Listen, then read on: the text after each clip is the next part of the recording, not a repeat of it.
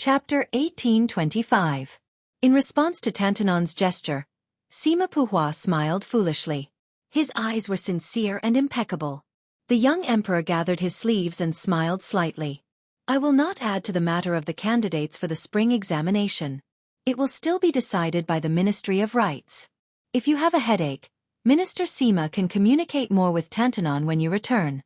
However, in my opinion, apart from the fact that the chief examiner for the examination needs to be of virtue and prestige, we can make an exception for the specific candidates responsible for marking the examination papers.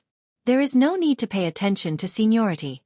The Ministry of Rites, the Hanlin Academy, and the Imperial College can each choose a few young people to take up the posts. Sima Puhua, whose face was full of admiration, quickly bowed and said, "Your Majesty is wise." The young emperor turned his gaze and with great difficulty found Hong Lingshu, who seemed out of place in this small court.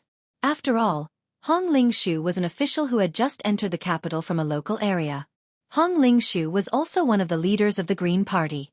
The Green Party had many ups and downs during the reign of Yong Hui, especially after Lu Feiqi of the Pillar of Shanghua chose to marry into the Su family of Bailiang. The Lu family moved to the northwest, causing all the officials in Qingzhou to feel insecure. Fortunately, not long ago, old Assistant Minister Wen Taiyi had been promoted from an external post to the Jinggan Dao Administrator. Only then did the people calm down. However, this was Hong Lingshu's first time in the capital, and he was not accustomed to the crouching tigers and hidden dragons in the capital. The young emperor's voice grew softer and softer as he said slowly, "Has General Hong's residence in Tian City been renovated?" Hong Lingshu, who had originally thought that he was just accompanying the crown prince in his studies, was overwhelmed by the favor. "Your Majesty, the residence that the Ministry of War and the Ministry of Revenue helped to arrange is excellent. I did not need to make any changes at all. The family members who came with me were full of praise. Your Majesty's kindness is vast and mighty. I am moved to tears." The young emperor smiled. Assistant Minister Tang put in a lot of thought into this matter. If you want to thank someone, thank him. Hearing this, Hong Lingshu immediately cupped his fists in thanks to Tang Taihuang beside him. The latter only cupped his fists in return and did not speak politely. The former was relatively simple and fast, but there was a big bottleneck between the assistant minister and assistant minister. The latter emphasized being down-to-earth and slow, but as long as one became one of the three generals of Pingzhen, his future would be assured. As long as he could hold on, he would be able to take advantage of the situation and move up step by step. On the other hand, the assistant minister of the Ministry of War still had to go to the local area to take up the position of deputy Jidushi. In the end, they would have to fight for the position of Minister of War based on their own abilities. Both methods had their advantages and disadvantages. However, for Hong Lingshu to be directly promoted from a general of a province to a general of Pingzhen was not a very reasonable promotion. It was reasonable because the imperial court needed to use the Green Party in the hinterland of the Central Plains to pacify the people when thousands of scholars from the Central Plains were rushing to Bailiang. Wen Taiyi, who left the capital, and Hong Lingshu, who entered the capital, were like this. Although Hong Lingshu was a proper outsider, he was not optimistic about the prospects of the left assistant minister of the Ministry of War, Tang Taihuang. On the one hand, Wu Zhongshuan appeared out of nowhere. On the other hand, Tang Tieshuang's faction was too strong. Hong Lingshu's identity as the Green Party could sometimes help balance the imperial court. However, Assistant Minister Tang's identity as a general of the Gu Party meant that as long as the pillar of state Gu Jiantang was alive, Tang Taihuang would not be able to reach the top of the imperial court. The imperial court could tolerate a pillar of state who led the military of two Liao provinces to live under the same roof as a General Tang, who led the iron cavalry of Liaodong. However, they would never allow a minister of state Tang to work together with General Gu. Hong Lingshu would not be grateful just because Tang Taihuang had spent a lot of effort on his residence but kept it a secret. However, the emperor seemed to casually reveal it in public. Hong Lingshu had to think about it carefully. The young emperor picked up the imperial edict again. His expression became serious. He sneered, "Zhao Bing is a vassal of the Zhao family, but he wants to be a traitor. I can tolerate the Guangling Path Rebellion. I can tolerate the civil and military officials who defected to the Zhang family of West Chu. I can't tolerate the people of Guangling Path who were caught in the chaos of war. However, I can't tolerate Zhao Bing and Zhao Zhu." The monarch of Liang paused.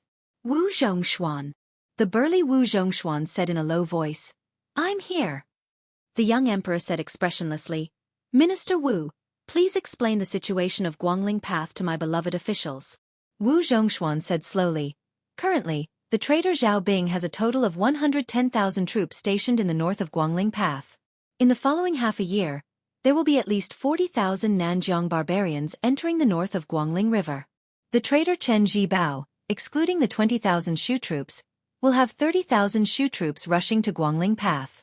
In addition to the original Zhennan General Song Li and the original Jizhou General Yuan Tingshan, as well as the newly absorbed remnants of the West Chu rebels, by the end of the fourth year of Xiongfu, the number of rebels will reach 260,000. Currently, the imperial court only has 120,000 soldiers guarding Guangling Path. Although the rebellion of the two kings had already made Great Peace City feel uneasy, when Wu Zhongshuan directly stated the number of troops on both sides, even when Shoren, an important official in the central government, felt fear. Furthermore, the older officials all knew the ability of the Yan King Zhao Bing. He was a martial artist who had once fought side by side with a certain cripple Rintu. There was also another matter that was understood. Beside the Yan King Zhao Bing stood a Chen Jibao, a white-robed war saint who controlled all the soldiers of West Shu. Chongshan Commandery Prince Zhao Yang, Yan Country Duke Gao Shizhi, and Huayang Marquis Song Downing. These three martial artists who had also experienced the fires of war in the spring and autumn period were all worried.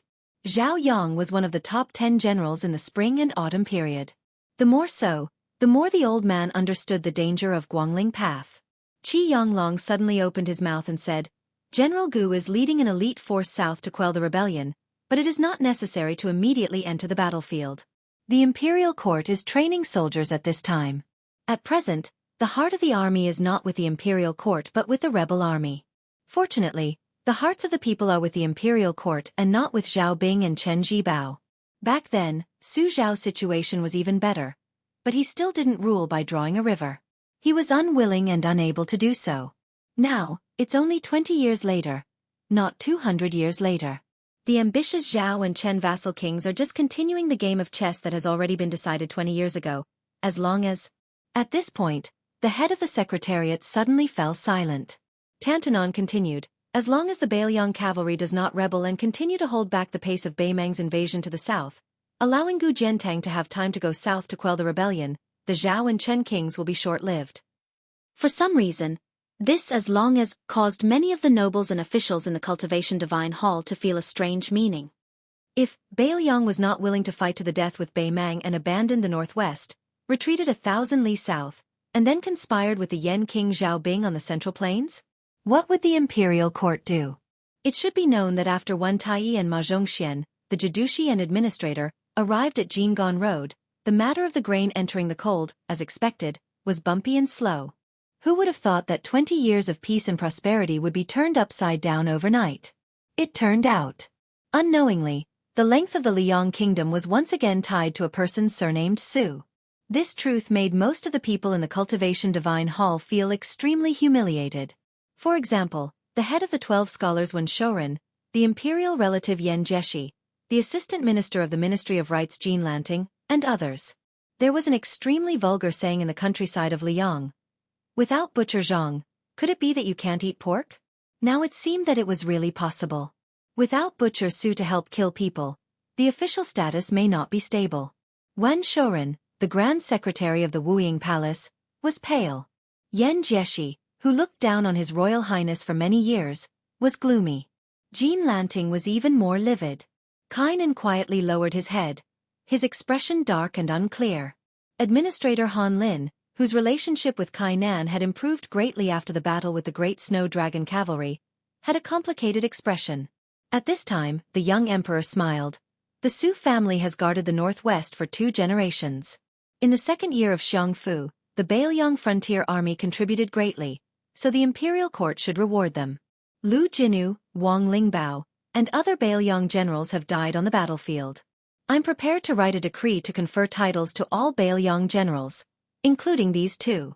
I also plan to give the king of Bailiang, Su Fengnian, the title of Pillar of the State. The Zhao family's emperor squinted his eyes and looked over. The entire hall was stunned.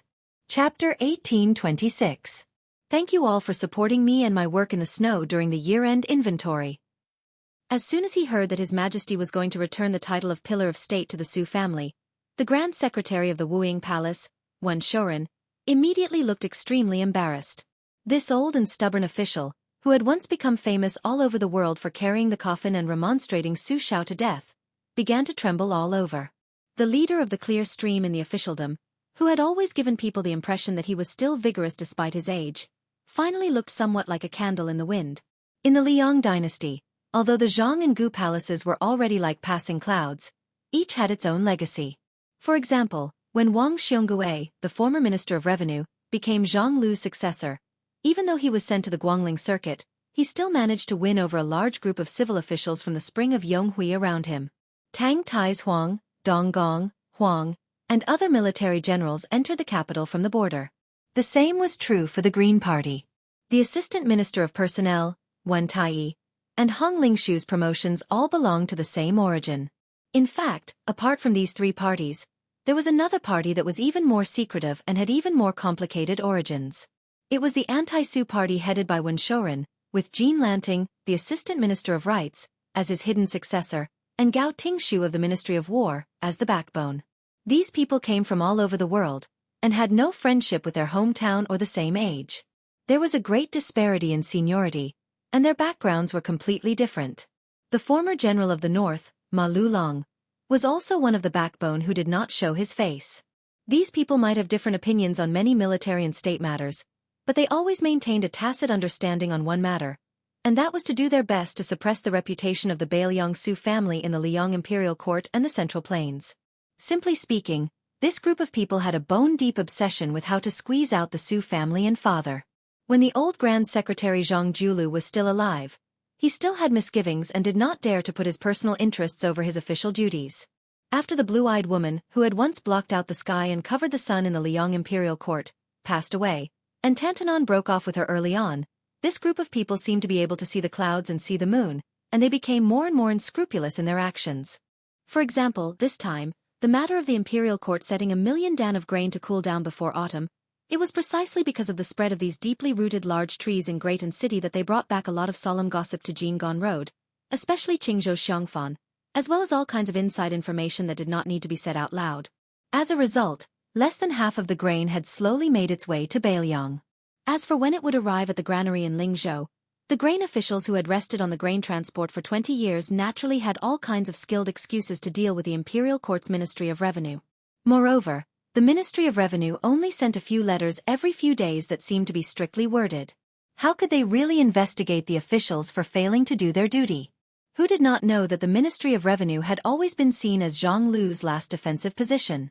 The officials who held real power in the Ministry of Revenue were almost all scholars who had emerged from the spring of Yonghui. Everyone saw themselves as the old Grand Secretary's disciples. When the former minister Wang Xiongui was in the capital, even though he was not very close to the famous Wen Shorin, Wang Xiongui had always had a bad impression of the northwest border. In addition, his son Wang Yuling had formed a deep grudge with the new prince of Liang, Su Fengnian. This was a topic that everyone in the capital knew about. Most importantly, although the matter of the grain entering the capital and suddenly changing its route to the northwest had long been independent of the Ministry of Revenue, how could the Ministry of Revenue, which was nominally in charge of taxes, not really have anything to do with it? To be precise, the entire Ministry of Revenue's hands and feet were very clean on the surface, but many of the Ministry of Revenue's high-ranking officials were not necessarily clean. Once the transportation of the grain deviated from the familiar path of the officialdom, it would inevitably lead to the loss of countless vested interests. Once the transportation of the grain from the capital to the two Liao provinces was divided into 3 provinces and 1 Bailiang, it would become a rule. This meant that the annual dividend of 1,000,000 share of grain would go down the drain. Among the large group of meritorious families in Great and City behind the high-ranking officials of the transportation of the grain were the Duke of Yen, Gao Shi, and the Marquis of Huaiyang, Song Downing. When the old Emperor of Liang first gave out titles to meritorious officials, according to Yuan Benqi's plan, it was roughly, the civil officials were given power and the military officers were given money. The Prince of Chongshan, Zhao Yang, was also in this group. A large group of manors, such as Gao Shi and Song Downing, were able to get involved in the transportation of the gold rolling in. However, Gao Shi and Song Downing ate better and did not get a large share. In these years, They had intentionally or unintentionally instructed the people in charge of the transportation of the grain to keep a low profile. The gradual withdrawal of these two dukes and marquis also led to the rising arrogance of many other families. It was not an exaggeration to say that they were insatiably greedy. The reason why Zhang Julu's reorganization of the transportation of the grain and the officials was difficult was because these two matters had almost offended both high and low levels of the Liang officialdom. Although there was not a strong backlash, it was not very effective. After all, there were no free people in the officialdom. After Zhang Julu was sent to prison, the entire imperial court was as silent as a cicada in winter. During this period of time, there was no doubt that the blue-eyed boy's best friend Huan chose to stand on the sidelines and watch with folded arms. And there was also the fact that Zhang Julu allowed Zhang Lu to fall apart. But wasn't it also because of the selfishness of those Liang civil and military officials, who felt that they had no day to see the light of day? Who would think that dealing with the Su family in the northwest would be an easy and pleasant matter? Who would dare to rigidly apply the Liang officialdom set of rules and regulations to the Beiliang frontier army? Who would have the guts to run to the Northwest Territory and ask the Su family's officials for kickbacks? Who would not be afraid that those Beiliang barbarians' heads would be chopped off? Therefore, one could well imagine the Ministry of Revenue's real attitude toward the matter of the grain going cold. Naturally, they would drag it out as long as they could, slow it down as long as they could. In fact, this strategy happened to coincide with the opinion that when Tai raised to His Majesty the Emperor's face during the small court assembly. Suddenly, the young emperor smiled and asked, "Kainan, Han Lin, the territory you two are in is closest to the Beiliang road. What do you think of the second battle of Liang Mang?" Moreover, in the first battle, Northern Liang's first-rate elite cavalry suffered very few casualties. Putting aside the fact that the Great Snow Dragon cavalry remained intact, those two heavy cavalry units that had always been kept secret from the outside were also accumulating strength and waiting to set out. Moreover, He Zhonghu and Zhou Kang's left and right cavalry did not participate in the first battle at all. On the other hand, in northern Mang, Yang Yuanzhan's entire army was wiped out at Gourd Mouth in Yuzhou. At that time, Lu Kuei's direct troops in Liuzhou on the western front also suffered rather heavy casualties, with nearly 10,000 Chong cavalry completely wiped out. Now, the second great battle has yet to officially begin. In the Battle of the Dragon Eye Plains, putting aside the fact that northern Mang's elite cavalry was almost completely wiped out, Hong Jingyan's Ruren cavalry scattered, and Dongzhu's private cavalry also suffered serious injuries. This is definitely an enormous hidden danger that northern Mang still has a great advantage in terms of military strength on the surface. I believe that both sides in Liang and Mang will have a new set of considerations on this matter. The young emperor sighed softly, as expected of the Beiliang cavalry, the best in the world. The Beiliang cavalry, the best in the world. This phrase was not unfamiliar to the Central Plains but might not be recognized. Perhaps today was the first time it had been publicly spoken by someone in the officialdom of Liang, and it was from the mouth of the Zhao Emperor. The administrator of the Two Rivers, Han Lin, was more refined than when he was in the capital. His skin was darker, and his aura had become steadier and more restrained. There was a rough and simple aura of the border around him. Compared to Wen Shouren and Jean Lanting, who had been in the court for a long time, there was an indescribable feeling of distance between the two. Han Lin was one of the dozen or so administrators who had left Great Peace City to take up the post of a major official of a border. He was the one who had been promoted in name and in reality. The court had placed high hopes on him, and he had not been demoted from an important place. Li Yang favored this former assistant minister of the Ministry of Justice. The emperor of the Zhao family looked at this administrator who would send secret letters to the capital every 10 days through the hands of spies. His gaze was gentle. "Han Lin, you've worked hard this year." Han Lin bowed and said fearfully, "I have betrayed your grace." The young emperor smiled. "You have already done very well. If it weren't for Kainan, I'm afraid you would be the first administrator of Liang to die on the battlefield, and I would have lost an arm. Han Lin, in the future, you must not act so rashly. The loyalty of a civil official to the country is never on the battlefield. I have never doubted your loyalty. Otherwise, I would not have let you be the administrator of the border." Other than Tang Taizuang, who had the title of minister in name, Wu Zhongshuan, who was not familiar with the affairs of the Yamen and was temporarily still the most powerful person in the Ministry of War, all the civil officials in the Hall of Cultivation were confused. Even Zhao Yang, Gao Shi, and Song Downing, who had gradually walked from behind the scenes to the front and regained control of the military power, did not understand why the emperor said this.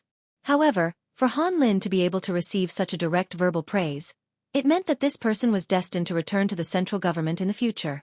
Perhaps he could even successfully control one of the 3 provinces. This was indeed something that no one had expected. After all, Han Lin was a student of Zhang Lu in his early years. However, compared to Zhao Yuling and Yin Mao Chun, he seemed to be lacking in ability. Compared to Yuan Gua, he was also inferior in terms of knowledge. Even compared to Wang Xionggue, he had many disadvantages. Perhaps this was the so-called great talent matured late.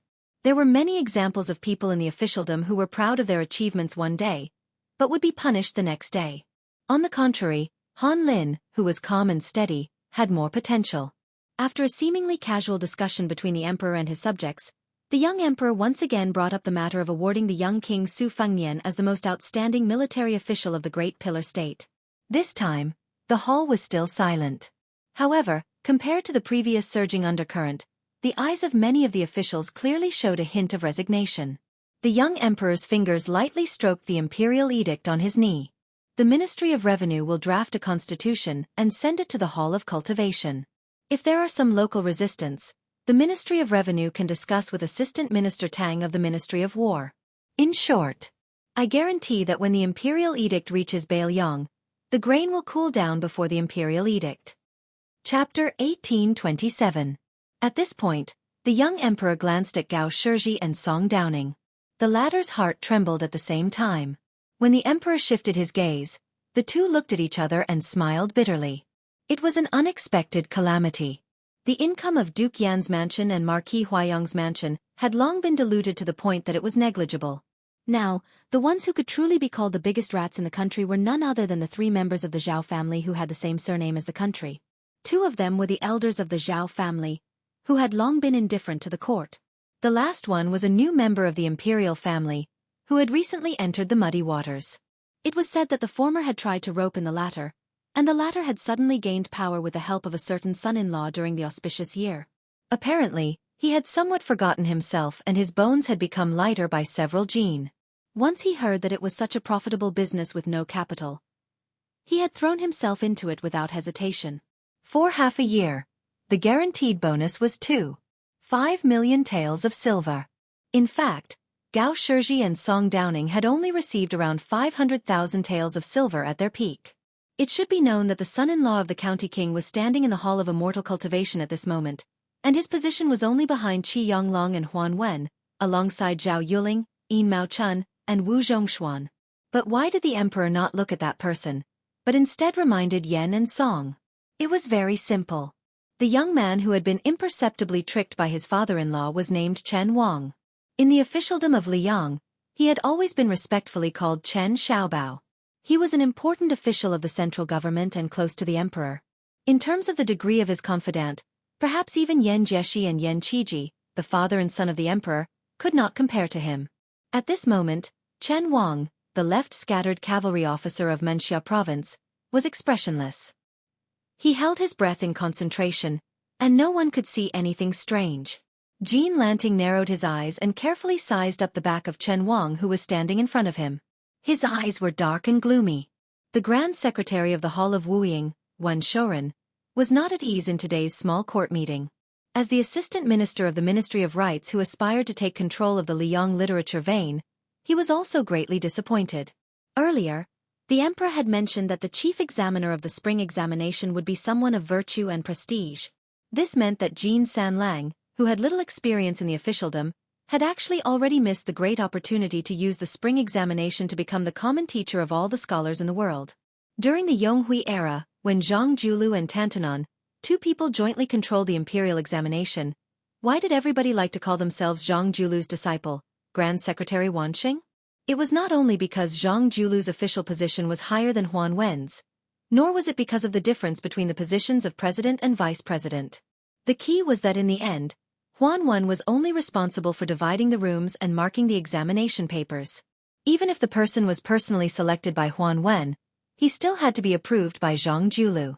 Jean Lanting originally thought that after Qi Yonglong clearly stated that he would not participate in the spring examination, and Yao Baifeng took the initiative to pack up and leave the Imperial College, he would be able to obtain one of the 3 positions of president and vice president. As for whether or not he could take over the position of chief examiner, it was not that Jean Lanting did not covet it. However, he did not expect that in the end it would be such a bleak situation. The small court meeting that followed was mainly to discuss the deployment of troops from Guangling Road. Lu Shengxiang emerged as the biggest winner. The assistant minister of the Ministry of War, Su Gong, remained in Jizhou, while Lu Shengxiang became the general of the southern expedition. Compared to last time when he was restricted everywhere, this time the emperor not only personally gave Lu Shengxiang the power to do whatever he wanted, half of the Ministry of War and the entire capital's military strength leaned towards him. He also had the power to control the 14 provinces of the Central Plains, including Jing and Road. In addition, he casually said, when a general is outside, the emperor's orders cannot be taken. In this way, Lu Shengxiang seemed to have leapt to a position above a Jidushi. After stepping out of the Yangshan Temple today, he almost controlled half of the Liang dynasty's military forces. Wu Zhongshuan's expression was calm, but even an idiot knew that this minister of war from a barbaric land was probably cursing in his heart. After the small court meeting ended, the young emperor looked tired and did not keep any of the officials to continue the discussion alone. These officials, who could be called the pillars of Liang, all left in a line. Lu Shengxiang, who was the laughingstock of the capital's officialdom just a day ago, was surrounded by endless congratulatory voices. Gao Shizhi and Song Downing still walked together without any suspense. However, Chen Wang, who had not interacted much with them, suddenly came to their side. He did not say anything, only smiled apologetically. Everything was understood without words. Gao Shizhi and Song Downing waited for Chen Xiaobao to leave. They looked at each other and smiled, without the bitterness in the Yangshan Temple. When dealing with smart people, it was more reassuring to know when to stop than to speak with certainty. To be an official in the same court as a scholar like Chen Wang, no matter how high his position was, it was a comfortable and pleasing thing to the eye. It was hard to dislike him. Gao Shizhi joked, to have such an old father-in-law who only knows how to drag him down, it really is hard on our Chen Xiaobao. Song Downing stared and said softly, the palace is an important place, you don't even know the words careful? How are you any better? Gao Shizhi laughed it off. At this moment, Chongshan Commandery Prince Zhao Yang suddenly shouted, startling Wen Shouren and the other officials. They looked up and saw a child of 7 or 8 years old appear at the corner. The officials who were familiar with the Chongshan Commandery Prince's mansion all recognized the identity of the child. He was Zhao Yang's eldest grandson. Now he was studying in the diligent room in the palace where the Zhao family's descendants gathered. All the children of Liang's vassals were proud to enter the diligent room.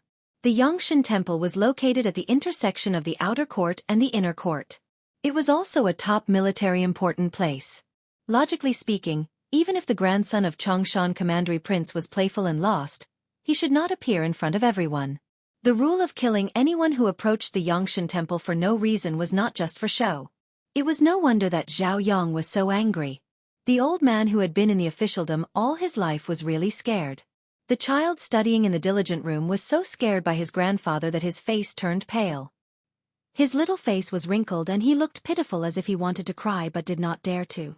But soon, a young man in white appeared beside the child. His eyes were closed and his face was calm. He smiled slightly and reached out to touch the child's head. Then he looked at Chongshan Commandery Prince Zhao Yang and said, "Don't be angry, old Commandery Prince. I asked Zhao Yuan to help lead the way. I have already talked to the ceremony directorate before. I did not cross the palace's rules." The old Commandery Prince was stunned and could not figure out the reason. After thinking for a long time, he remembered that his grandson had said not long ago that there was a blind chief teacher in the diligent room whose surname was Lu. He was very knowledgeable and knew everything about astronomy and geography. He had a very good temper and never beat people. At that time, the old Commandery Prince was puzzled that a blind man could be one of the chief teachers in the diligent room. Although Liang was not the great Feng dynasty where even officials had to be judged by their appearance, it was still not normal for a blind man to be an official. There was no harm in him being a strategist in the local area. Later, the old Commandery Prince asked around and found out that this blind scholar had once been a strategist by the side of the king of Jing and Zhao Sun. During the last years of Yonghui's reign, he had prepared the influential 4 digs and 13 strategies for the Jing'an Palace. Later, for some reason, he had taken root in Tai and City. Zhao Yang snorted disdainfully at this. He guessed that this blind scholar was just another scholar like Jean Lanting who swayed with the wind. After the old commandery prince heard the explanation of the young man who was the diligent room's chief teacher, he still harumphed coldly with a straight face. He said to his grandson in a bad mood, "What are you wandering around for? Go back to study."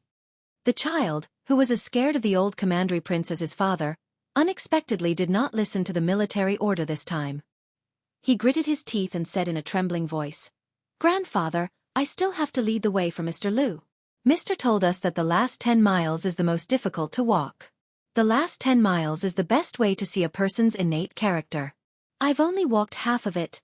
The old commandery prince, who was used to the obedience of everyone in the commandery prince, was instantly enraged.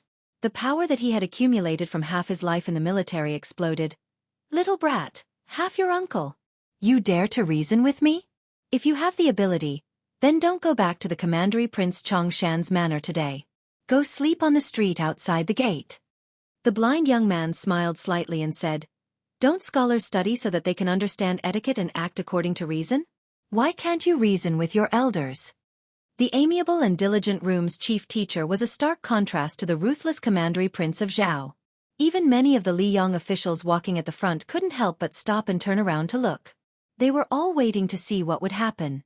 The old commandery prince glanced at the young man who had no hair on his mouth. He was too lazy to say anything. Then he continued to glare fiercely at the child. "Are you rebelling? How many meals of scabbard do you want to eat tonight?" Most of the high officials and nobles of Great Peace City had heard of the matter of scabbard rice. It was the trump card that the old commandery prince Zhao Yang used to discipline the children of his family. In reality, even the Duke of Yen and the Marquis of Huaiyang, who lived close to the old commandery prince Fu, had been hit by Zhao Yang's scabbard when they were young. He had said that their elders could not discipline them well, so he would discipline them for them. It was a small matter, so there was no need to thank him. Hearing the words, "scabbard rice," the child's legs trembled even more. The young man crouched down and whispered a few words to the child.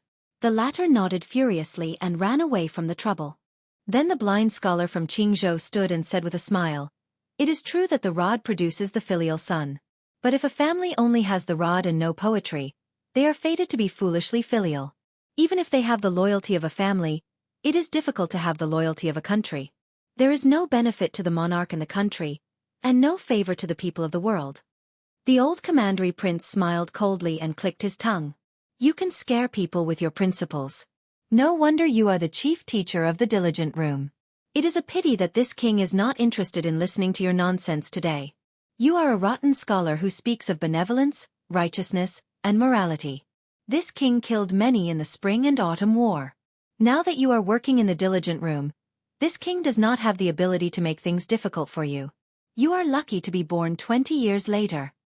Chapter 1828. The older generation of Yonghui officials all knew that this commandery prince Chongshan was famous for his outspoken words. Even the teachers of Zhang Julu and Huan Wen had had the misfortune to experience Zhao Yang's spittle. The young scholar still had a smile on his face and stopped arguing with commandery prince Chongshan. Wu Zhongshuan, who was watching coldly from the side, smiled. He sympathized with this old commandery prince who had outstanding military achievements but was born at the wrong time. Jean Lanting hid her schadenfreude very well. The former arrogant scholar of Imperial College Sun Yin, the current young phoenix of Hanlin Academy Song Kelly, the 10th level chess Saint Fan Zhang Ho, and the white-robed poor scholar Lu Su, who had appeared out of nowhere, were all viewed by the assistant minister of the Ministry of Rights as serious problems in the future officialdom. Qi Yonglong, Huan Wen, and Chen Wang all frowned at the same time. Especially Chen Xiaobao, who had become the welcoming autumn official again this year, had a rare angry look on his face. During this period, only one person was truly frightened, and that was the former general of Qingzhou, Hong Lingshu. Back then, the Lu family of Qingzhou had suffered an unexpected disaster. Only a young man, who had stabbed himself in the eyes, was lucky enough to survive because his official career was destined to be cut off. Later, it was said that he gambled chess in Yongzi Alley and worked as a musician in a brothel. He relied on these two lowly jobs to make a living. Later on, for some unknown reason, smoke rose from his grave and he became a clerk in the palace of the old king of Jing and Zhao Hang. Then, he became the chief strategist of the new king of Jing and Zhao Sun. However, The Lu family's tragedy was never overturned. Some worried people who were involved in the tragedy had probed the Jing and palace several times, but they did not get an answer. In the past, Hong Lingshu did not pay much attention to this. Firstly, he and the Hong family did not participate in the tragedy. If they did, they would have eliminated the root of the problem long ago. Even a blind young man would not be left alive. Secondly, at that time, he was the general of Qingzhou who had held military power for many years. The small Lu family was like an ant. If Lu Su wanted to make things difficult for his enemies, it was tantamount to challenging the entire Green Party, who was used to huddling together for warmth. The two generations of kings of Jing and Palace did not help the Lu family. Most likely it was because of this concern. A young strategist with no roots or the entire Green Party. Who was more important, compared to the entire Green Party? It was obvious who was more important. However, when Hong Lingshu saw the young blind man in this important place in the palace, especially when he said, "I have already communicated with the ceremony directorate and have not overstepped the restrictions of the palace," how could Hong Lingshu, who was now an official in the capital, not have wild and fanciful thoughts? This blind man had suddenly become the teacher of a large group of Great Peace City's top nobles. If he harbored resentment and could not let go of the entire Green Party, to the point of taking his anger out on him, Hong Lingshu, the general of Liangping, perhaps it would be difficult for him to cause too much trouble. However, in the end, it was definitely not a good thing. If Hong Lingshu had not entered the capital and remained in Qingzhou, far away from the emperor, and continued to be a third-rank general, then perhaps Hong Lingshu would have had hidden worries for the future, but he definitely would not have been as frightened as he was now. Hong Lingshu sighed in the depths of his heart. In the end, it was because the Green Party lacked a voice in the court at the intersection of Yonghui and Xiangfu. Furthermore, Hong Lingshu was not as deeply rooted in the capital as Wen Tai. If it had been the old assistant minister of the Ministry of Appointments, Wen Tai, who was more deeply implicated in the Lu family's tragedy, even if he were to face this young blind man face to face, he would not be so uneasy. At this moment, Hong Lingshu greatly desired the title of Zheng, which was a level higher than his own title of Ping. The four great generals of Liangzheng were Yang Shenqing, Yan Zhenchuan, Ma Lulong, and Yang Jian. Among them, Yang Shenqing had already lost his title after the defeat at Guangling Road and was thrown to Bailiang Road as that comical deputy Jidushi. Yan Zhenchuan had even died on the battlefield at Guangling Road. After his death, he received a high-standard title, which could be considered a blessing to his descendants. Ma Lulong, who was most trusted by the court, had also died of illness. After all, Yang Jian was old and would withdraw from the Liang army in at most 5 years. The three great generals of Zhengping were all officials with real power and were not empty titles. Therefore, when he retired, there was no such thing as standing in the latrine without taking a shit. Someone would immediately replace him. For example, the current Minister of War, Wu Zhongshuan, had replaced Yan Zhenchuan to obtain the title of Great General of the Southern Expedition. During Hong Lingshu's journey to the capital and Wen Tai's journey to the capital, after the death of Lu Feiqi, the leader of the Green Party's troika, the two became more and more like grasshoppers on the same rope. Although they had not met, they had exchanged secret letters. Wen Tai, who was familiar with the inner workings of the capital, had confided in Hong Lingshu about the situation.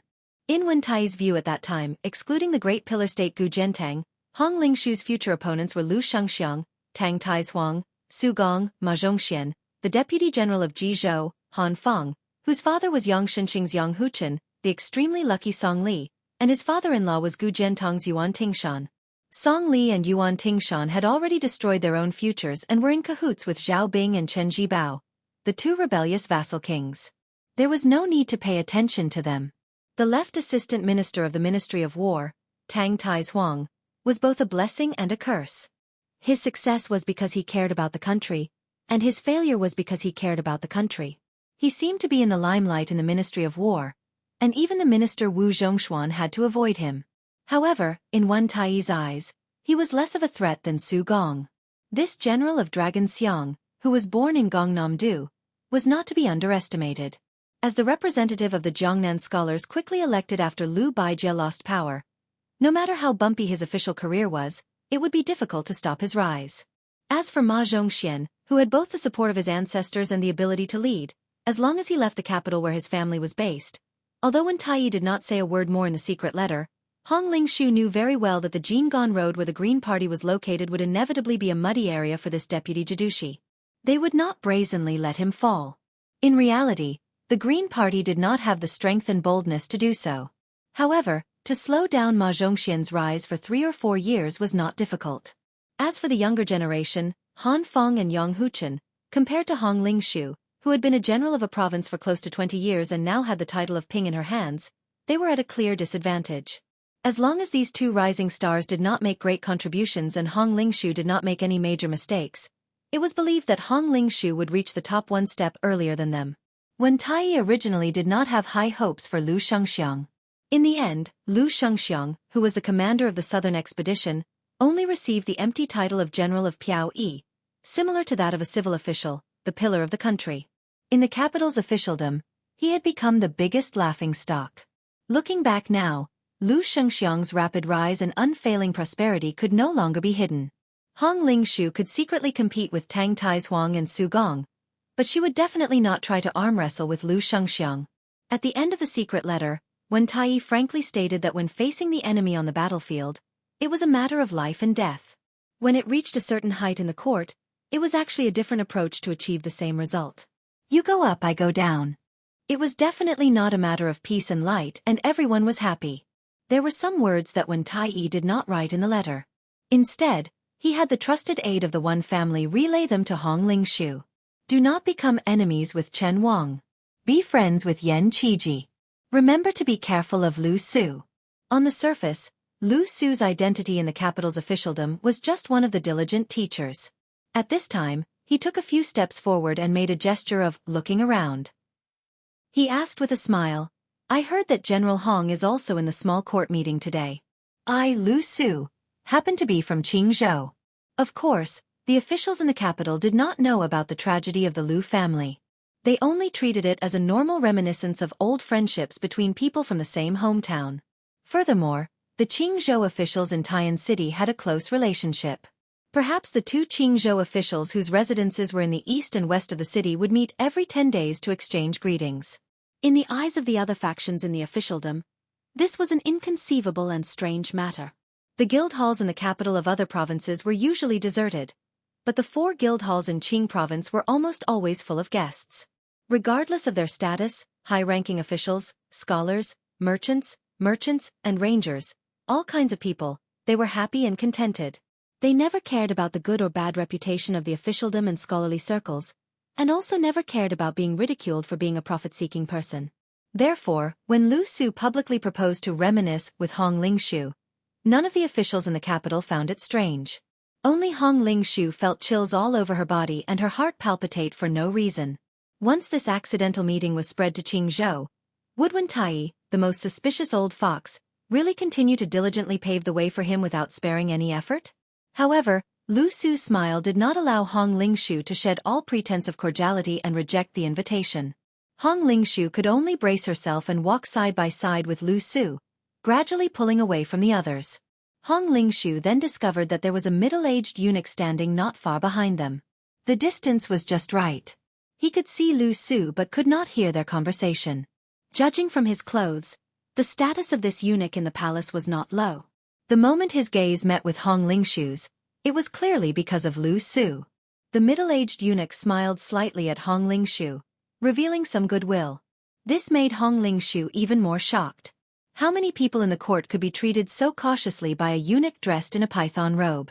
No wonder Wen Tai was so wary of Lu Su and did not hesitate to use a large number of connections in Qingzhou to secretly obstruct Ma Zhongxian's official career in exchange for Hong Lingshu keeping a close eye on Lu Su.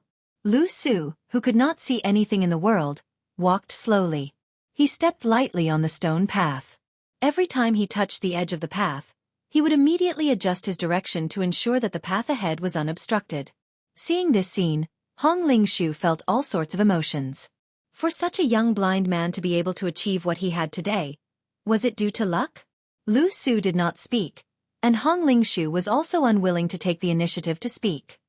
He and Wen Tai, as the leaders of the Green Party who had stood tall in the Liang imperial court for more than 20 years, were indeed wary of this person, but it was not to the extent of being overly fearful.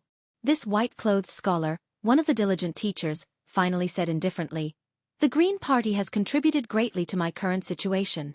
Hong Lingshu was silent. Chapter 1829. Lu Su suddenly stopped in his tracks and turned to face General Pingnan Hong Ling-shu, who had also made rapid progress in his career. Assistant Minister Wen may not be the culprit for the grudges of the past, but he cannot absolve himself from the blame. I will naturally calculate with him.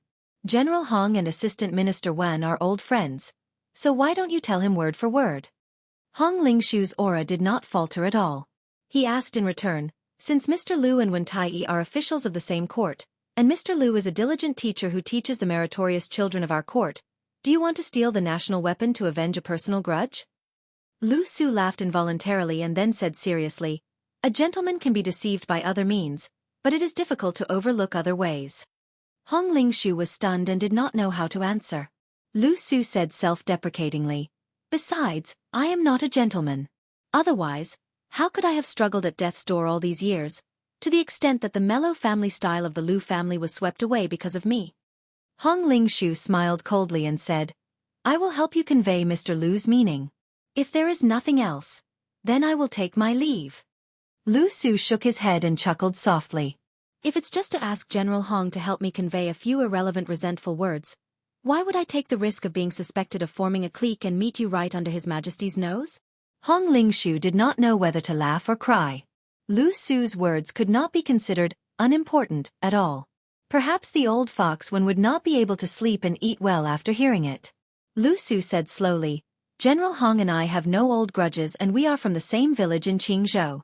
In addition, the court is supporting the Green Party. Lu Su, will naturally go with the flow. Not to mention the civil officials of the court, just the generals of the court.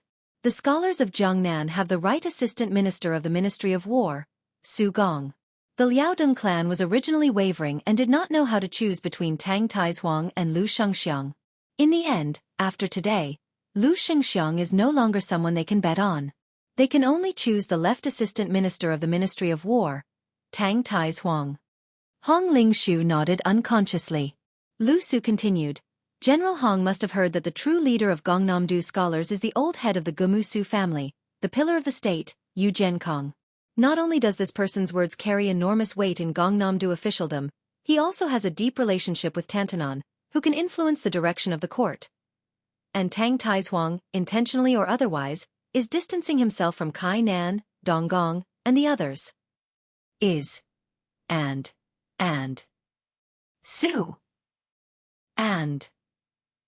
Su. Lu Su laughed and lowered his voice. Dare I ask General Hong, is it difficult for Wu Zhongshuan, who has the body of a first-rank martial artist, to live for another 20 years? What he meant was that General Hong, who could only wait for Southern General Wu Zhongshuan to die of old age or illness, would have to endure for at least 20 years if there were no accidents. Hong Ling-shu's face darkened. Lu Su digressed. The administrator of Jing An Road, not the Minister of Personnel of Great Peace City. Hong Ling-shu also laughed. But Mr. Liu is only one of the teachers of the diligent Chief Feng who has a noble status. Lu Su grunted and did not say anything else. Hong Ling-shu only saw this young scholar close his eyes and smile intoxicatingly. The young man's last sentence was said in a very low voice, but it was like thunder in Hong Ling-shu's ears. I, Lu Su, can recite a secret letter with a total of 682 words. The confidant who sent the letter for the old assistant minister. Lu Su did not reveal the secret, but when he turned to leave, this teacher raised his arm and extended a finger. Then he curled it lightly. After understanding the gesture, Hong Ling-shu was instantly covered in sweat. Sima Puhua and Jean Lanting, the two officials of the Ministry of Rights, naturally walked together. Sima Puhua did not even need to look at Jean Lanting to know that the second-in-command of the yamen would not give him a good look. There was nothing he could do about it. According to the original conclusion of the people of the Ministry of Rights behind closed doors, they would strongly recommend Jean Lanting to be the chief examiner of next year's spring examination. In addition, Jean Lanting would also promise to look after his two sons. At least one of them would be able to sit in the position of Chancellor of the Imperial College or Assistant Minister of the Ministry of Rights. However, as the Ministry of Rights became more and more powerful, Sima Puhua's family's threshold was now higher, and his horizons were also higher. Not long ago, he had also established a friendship with the Minister of the Secretariat, Zhao Yuling. Since then, Sima Puhua seemed to have been enlightened. He had the intention to change the situation in the Ministry of Rights where the minister and assistant minister did not understand. The matter that truly made Sima Puhua make up his mind was that on the day of the beginning of autumn, he unexpectedly did not become the autumn announcing official. At the time, everyone thought that this special honor would be fought between Jean Lanting and Yen Qiji. However, almost no one thought that Chen Wang would once again take first place. If it was before this, Jean Lanting was only slightly inferior. Then after this, no one in the Liang court felt that Jean Lanting could compete with Chen Xiaobao for the position of future Grand Secretary. Today, the emperor had personally said the words of virtue and prestige, which completely extinguished Jean Lanting's desire to take first place in the spring examination.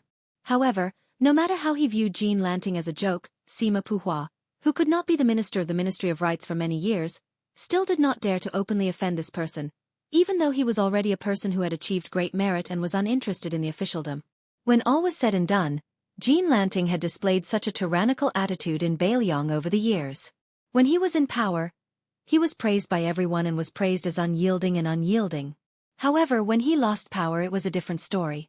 For a person to forget his roots, all of the officialdom in the capital could see it. Chapter 1830. Sima Puhua comforted him with a look of pity. San Lang, you have understood His Majesty's intentions. It's not that I don't want to help you, but I really don't have the strength to. Jean Lanting smiled faintly. His Majesty is naturally more insightful than us officials. If you don't mind me overstepping my authority, I do have a list of candidates. Sima Puhua was surprised. Oh. San Lang, please tell me.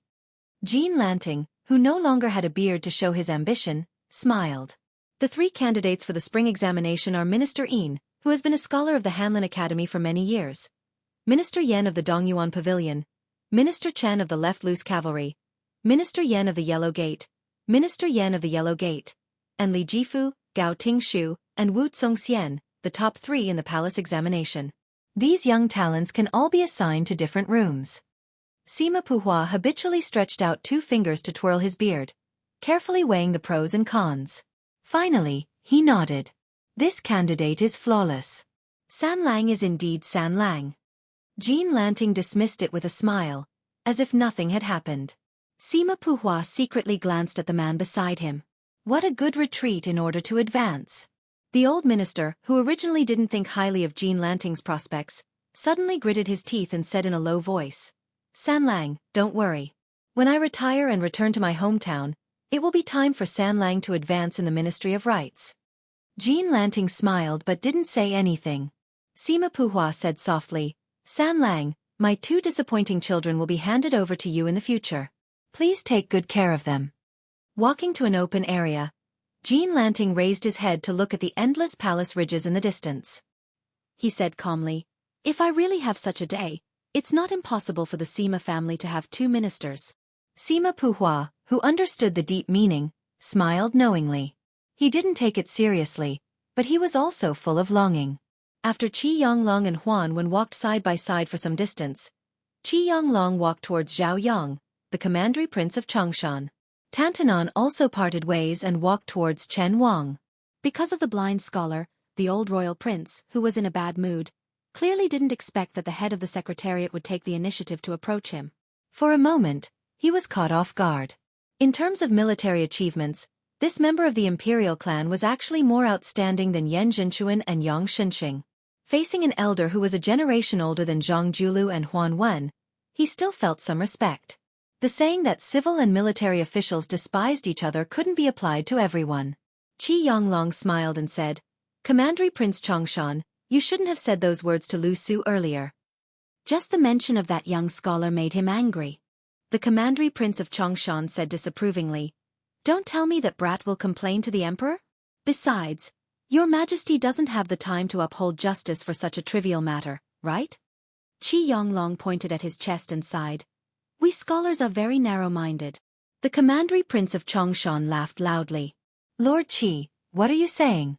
How can there be scholars in the world who would trample on themselves like that? Qi Yonglong joked. Otherwise, why is there an ancient saying that it's never too late for a gentleman to take revenge? The commandery prince of Chongshan was stunned. Then, he said in realization, now that Lord Qi has mentioned it, I understand. You're different from us martial artists. For us, We'll settle our grudges today and never wait a night. Qi Yonglong sighed emotionally for no reason. At the beginning of each dynasty's founding, the imperial court was filled with both civil and military officials. When the dynasty finally fell, the court was filled with civil and military officials shouting without restraint while the military officials could only mutter and moan. The commandery prince of Chongshan was puzzled. This king originally thought that Lord Qi was helping that brat surnamed Lu. I'm a little confused now. Qi Yonglong smiled. I didn't think much of it before I came to the capital. Now, I'm beginning to feel that there are too few martial artists like the commandery prince of Chongshan in the imperial court. The old commandery prince restrained his expression. Lord Qi, if you have something to say, just say it. If you continue to beat around the bush, this king won't feel at ease at all. It's better to just scold this king directly. Qi Yonglong shook his head and strode away. The two bigwigs of the Manxia province, Huan Wen and Chen Wang, walked together. Aside from official business, they did not have much of a personal relationship. Huan Wen went straight to the point. Chen Wang, don't be angry if I tell you. Although you and that son Yin are both from Bailiang, this old man actually doesn't like you. Chen Wang did not seem surprised. He smiled gently and said, birds of a feather flock together. Tantanon is a straightforward person. Naturally, he would like to associate with Sun Yin. For someone like me who doesn't show his emotions, I'm too bureaucratic and crafty. I don't have much elegance. It's reasonable that Tantanon wouldn't want to get close to me. Huanwen raised his eyes and looked ahead. Not far away, Yan Jieshi and Han Lin were walking together. Kai Nan was deliberately keeping a distance from Tang Tai's Huang. These small scenes were all part of the study of officialdom. Huanwen was in a daze. Chen Wang asked, what's Tantanon thinking about? The old man's eyes were absent-minded. He said in a hoarse voice, all the officials are busy. Everyone is smart and calculative. Chen Wang was speechless. The old man turned around and asked, is it true that every dynasty can't escape this calamity? Chen Wang nodded, but then shook his head. The shrewd old man grunted. There was no need for Chen Wang to explain anything. The old man put his hands behind his back and said with a wry smile, the smartest people in the world are all here. In the end, the remaining idiots all ran over there. The old man was silent for a moment. In the end, he called out Chen Wang's name. Chen Wang said softly, Tantanon, please speak. The old man curled his lips. If, and I'm saying if, one day someone needs to stand out and speak up for those idiots, and I'm already dead by then, can you say a few words? Chen Wang stopped in his tracks. He pursed his lips tightly and did not immediately give a reply. The old man did not have the patience to continue waiting. He walked forward slowly and muttered to himself, how sad it is when there are only smart people like us left in the world. Chapter 1831. A horse-drawn carriage stopped outside the outskirts of Liangzhou City. A young man wearing a saber and a jade pendant alighted from the carriage, carrying a jug of green ant wine that he had just bought. Looking around, he saw persimmon trees scattered on the plains in twos and threes. Clusters of bright yellow flowers hung on the branches, barely making the barren northwest land look like a bumper harvest. The young man walked forward slowly, from time to time looking at the familiar persimmon trees near and far. He remembered that he often slipped out of the city to wander around this place. He was bored to death, so he gave the persimmon trees many nicknames. Half a li away, the tree with a branch that seemed to be baring its fangs and brandishing its claws was called Hanging Armor. If you saw it in the twilight, it would be a little scary. The short persimmon tree that depended on it for survival had grown a little taller after not seeing it for a few years. At a glance, it seemed to be more fruitful. Its whole body was golden and very cheerful. The nickname he gave it was Little Yellow Robe. The young man continued to walk along a dried-up stream and finally came to a hut that was not surrounded by a mud wall. There were a few strange crooked elms behind the hut. The hut was empty. The young man walked in front of a tree stump and squatted down. He used his sleeves to wipe off the dust and sat on the stump. He looked around and gently placed the green ant wine on his robe. He shouted at the top of his voice, "Blind old Sue, I brought you some wine." If it was during the last years of Yonghui, there would definitely be a blind cripple who would run out and take the wine pot from his hand. He would skillfully open the mud seal and lower his head to take a deep sniff. Then, a big smile would bloom on that old face of his, like a persimmon tree in autumn. However, when the old man shared the wine with him, he would always take advantage of him and teach him a lesson. When he had some spare money on hand, he could not waste it casually. No matter how small the copper coins were, he had to save them one by one so that he could marry a wife. The world was big, but marrying a wife and having children was the most important thing. At that time, Old Su always hypocritically said that there was a place called Yenji County in our northern Liangzhou Zhou, where the women there were the most beautiful.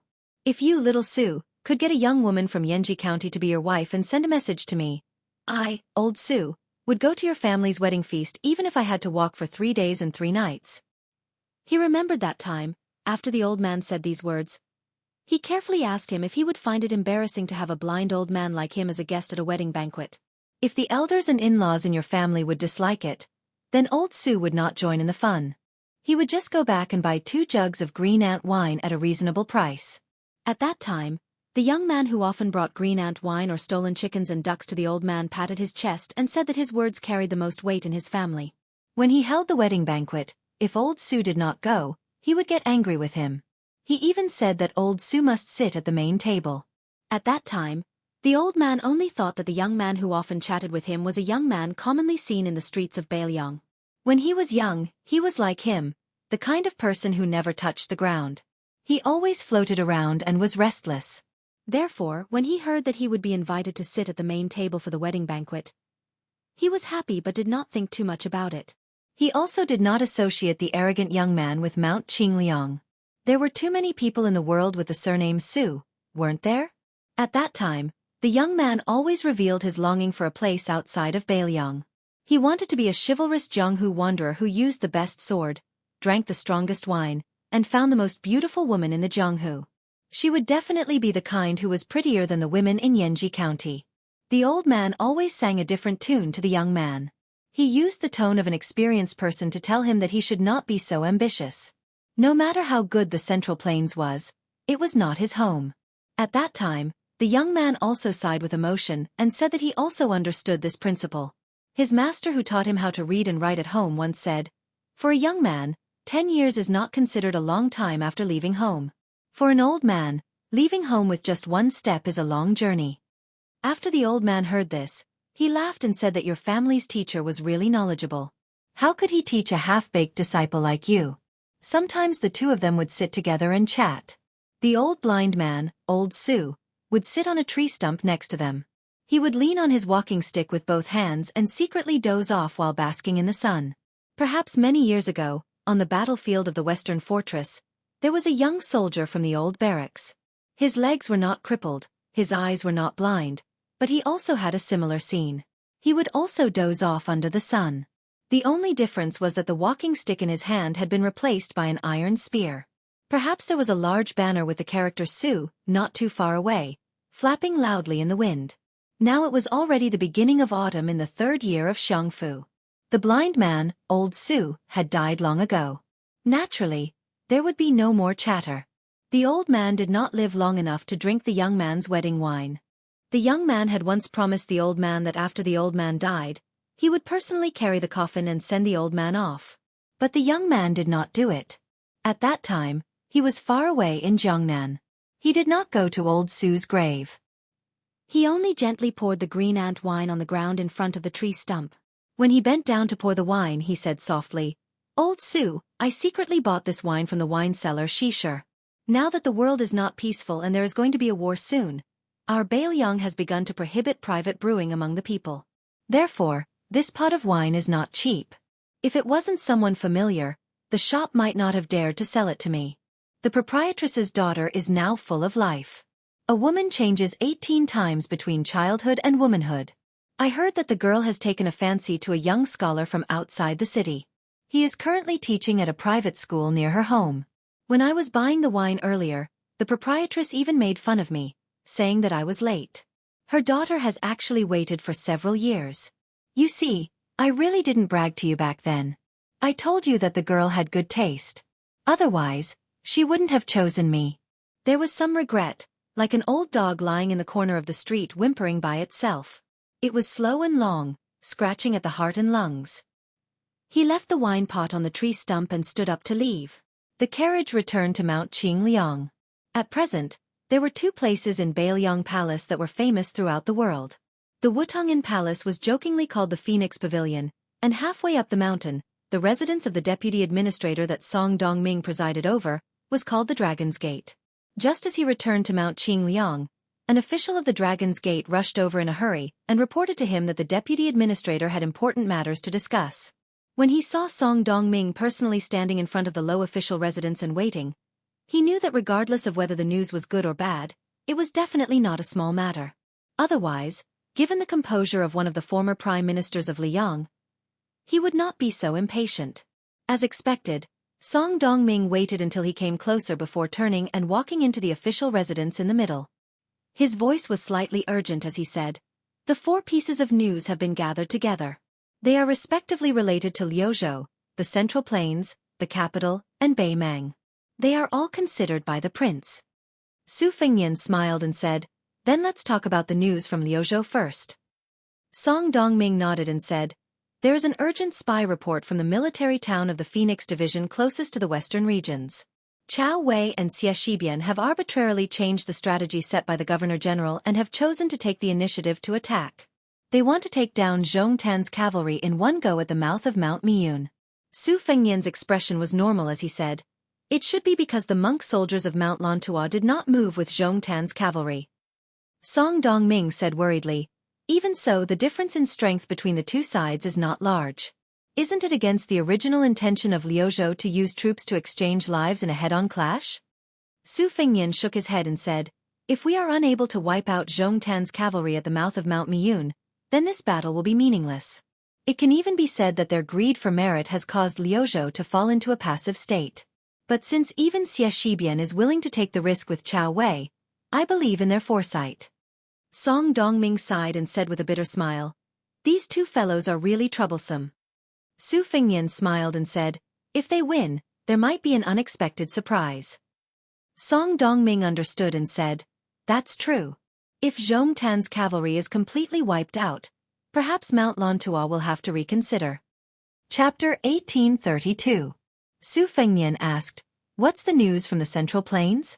Is it that Wen Taiyi and Ma Zhongxian are finally no longer obstructing the grain issue?"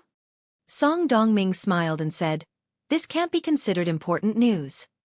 Su Fengnian was slightly surprised. "There's a change in the situation that's more important than this?" After Song Dongming and Su Fengnian took their seats in the meeting hall, this deputy administrator of Bailiang, who had already been acknowledged by the Ministry of Personnel of the Liang Imperial Court, had a playful look in his eyes. That king of Jing and Zhao Sun, who was originally loyal to the Imperial Court, has just joined the 2 rebel vassals. Su Fengnian was stunned where he stood. Song Dongming sneered and said, "Waiting for the right price to sell, this move is really beautiful. I estimate that this vassal king, who is able to judge the situation, has sold himself for a sky-high price." Su Fengnian felt this was absurd and said with a frown, "Could it be that Zhao Bing and Chen Jibao want to push Zhao Sun out to be the emperor?" Song Dongming smiled and said, "Wang Yi is right."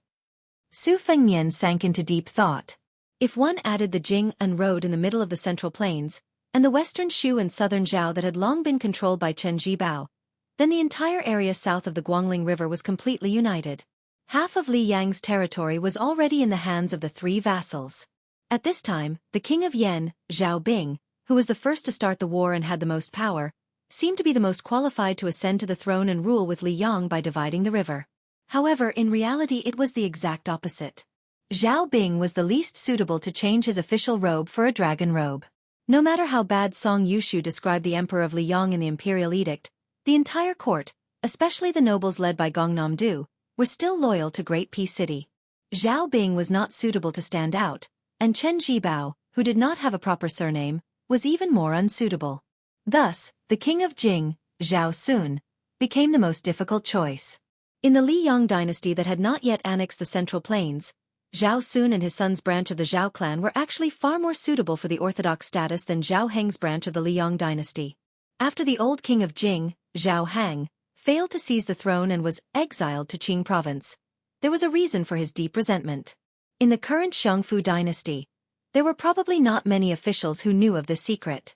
Before Zhao Zhuan's grandfather ascended the throne, because Chun Wang Wang, who was of the same generation as him, did not have a son, the imperial clan court had proposed that Zhao Heng be adopted by Chun Wang's branch. However, the process of Zhao Zhuan's grandfather ascending the throne was even more confusing than that of his son, Zhao Zhuan. In the end, Zhao Heng's identity became a muddled matter that even the elders of the imperial clan court could not understand. However, if this old matter was brought up again now, it was better to be early than coincidental. It could be said to be just right. Su Fengnian did not feel any jealousy towards Zhao Sun's meteoric rise, but he could not help but laugh. He thought of that pitiful fellow who had been thrown into the spring god lake by him twice. Did he really give him a dragon robe to sit on the dragon throne? Su Fengnian gathered his thoughts. No matter how chaotic the Central Plains are, that's it. Oh right. Is there any movement in Great Peace City? Out of habit, Song Dongming used his thumb and forefinger to rub a jade pendant hanging from his waist. He smiled and said, "The eunuchs in charge of the Directorate of Credentials have all moved out. They're on their way to Bailiang with a large pile of fresh imperial edicts and decrees." Su Fengnian said in bewilderment, "A large pile." Song Dongming couldn't help but laugh. Otherwise, why would they need 3 or 4 eunuchs from the Directorate of Credentials to go out together? The most important is your title of Pillar of the Country, and the posthumous titles for Lu Jinu, Wang Lingbao, and the other generals of the Bailiang Frontier Army. For example, Great Peace City posthumously made Lu Jinu a first-rank count and gave him the title of Gujing. Other than that, there are also the titles of noblewomen prepared for Lu Chang and Yen Chudong. The eunuchs from the Directorate of Credentials have moved slowly, probably because they want to wait for your marriage and hope for a good fortune. From this, it can be seen that the sincerity of Great Peace City this time is like the mud to the clouds compared to the last 2 times. Su Fengnian sank into deep thought. Song Dongming did not disturb this young vassal king's thoughts. Song Dongming looked calmly outside the room, his thoughts flowing. The greatest feeling of this Bailiang civil official was the rise of Lu Shangxiang in the imperial court of Liang. This person was able to be made a marquis and become a minister, not because this old man of the spring snow building was skilled in the officialdom, but because he was too talented and had great military achievements. But the timing of Lu Shangxiang's rise was worth considering. He believed that Lu Shangxiang himself might not be as full of himself as the officialdom of Jingdo imagined. He might even be walking on thin ice compared to when he was the commander-in-chief of the southern expedition. Being in a high position under the general trend, what would happen when the general trend was gone? Would he be able to retire after succeeding? The old prince of Liang Su Zhao's evil title, and the old Grand Secretary Zhang Julu's family extermination, were they not examples of what happened before? The 2 emperors of Liang before the current son of heaven Zhao Zhuan each wore 2 dragon robes. One was wise and powerful, the other grand and magnanimous. But it was undeniable that the sleeves were dripping with blood. The 2 emperors were not incapable rulers who would willfully kill the innocent, but when they wanted to kill someone, the person they killed was always the person with the greatest merit. Was Lu Shangxiang not worried that he would become a sacrifice when the new emperor after Zhao Zhuan ascended the throne? Song Dongming finally understood. It was not difficult to make a living in the officialdom of Liang. Great Peace City could accommodate scholars like Qi Yonglong and Huan Wen, who were both talented and virtuous. It could also accommodate scholars like Wen Shouren and Jean Lanting, who were angling for fame. It could also accommodate scholars like Sima Puhua, who only cultivated through official means. But it could not accommodate those scholars who insisted that the people were important and the monarch was not important. Similarly, it could not accommodate people who had no merit. In Liang and the Central Plains, it was easy to become an official for the Zhao family, but it was not so easy to work for the common people. There were many things that even the emperor would be constrained in every way. In the early years, Bai Yan managed the transport of grain and officials. Perhaps this was what the late Emperor Zhao Dun wanted to do. But the complex power that had accumulated around the Zhao family for hundreds of years, or the new nobles who had recently ascended to power in the imperial court, each had their own desires, each had their own selfish motives. It was like a deeply entangled net, covering the sky and the earth, covering the territory of the Central Plains. On this large net, there were all kinds of unimaginably complex situations mixed in. The struggle for imperial power, the struggle for power, the struggle for political parties, the struggle for civil and military power, the struggle for noble clans and cold clans, the struggle for the northern and southern regions, the struggle for the capital, the struggle for the position of nobleman and villain, the struggle for the position of superior and inferior within each government office, and the internal and external struggles between government offices. Therefore, Song Dongming recognized Bailiang more and more. Here, doing things was relatively simple. But at the same time, Song Dongming also knew that this kind of precious simplicity would quickly deteriorate if the Bailiang Su family was no longer limited to the 4 provinces of Bailiang in the future. For example, between him and Bai Yu, between the relatives of the Lu and Wang families, between the young people like Su Beiji and Chen Shiliang and the old generals of the border army, between the outstanding people like Huang Shang and the notorious people like Huang Fujin and Li Mofan, between the cavalry and the infantry of Bailiang, between the elite border army, and so on. There might even be a day when a conflict would arise between Su Fengnian and the people. At this moment, Song Dongming had mixed feelings. A voice rang by his ear. "Sir Song, what's going on in Beimang?" Song Dongming came back to his senses and smiled. That Beimang princess, who goes by the pseudonym Fan Bainu, entered the pass from Ji province and came to our Yuzhou. She reported her name to Huang Fujin, and finally, under the escort of the cavalry at Tong Pass, she will arrive at Mount Qingliang in about 2 days. Su Fengnian asked in surprise, "What is she doing here?" Song Dongming shook his head. "I can't guess. But she brought a few retainers with her. They are all Che Shui guards from the Biting King's tent." Su Fengnian said self-deprecatingly, "When did Bailiang become so lively?" Song Dongming was in high spirits, showing off his ability. He spread out his palms and then clenched them. "The ownership of the world is in the hands of Bailiang." Su Fengnian laughed for no reason. Su Shao loved to hear these words when he was alive. Song Dongming laughed and asked, "Does your highness not like it?" Su Fengnian smiled and said frankly, "There is no one in the world who doesn't like to be flattered." After saying this, Su Fengnian's expression became somewhat lonely. After Su Shao became successful and famous, as he gradually grew old, perhaps the only regret of that old man's life was that he had never heard his son say a single good word about him. Not a single word. Chapter 1833. A group of 500 elite cavalrymen from Tongguan escorted a carriage to the outskirts of Liangzhou City. Captain Xian Ma, who was personally leading the team, did not meet with the local garrison. Instead, 2 leaders of the Fushui Fang in Liangzhou City took over and led the carriage quietly into the city. They went straight to the mansion of the deputy Jidushi, where Yang Shenxing, the veteran general of the spring and autumn period, was in charge. A graceful woman wearing a curtained hat walked down from the carriage. However, compared to the women's clothes in the Central Plains, which were called shallow dew by the scholars, the woman's bamboo curtained hat looked coarse and unbearable.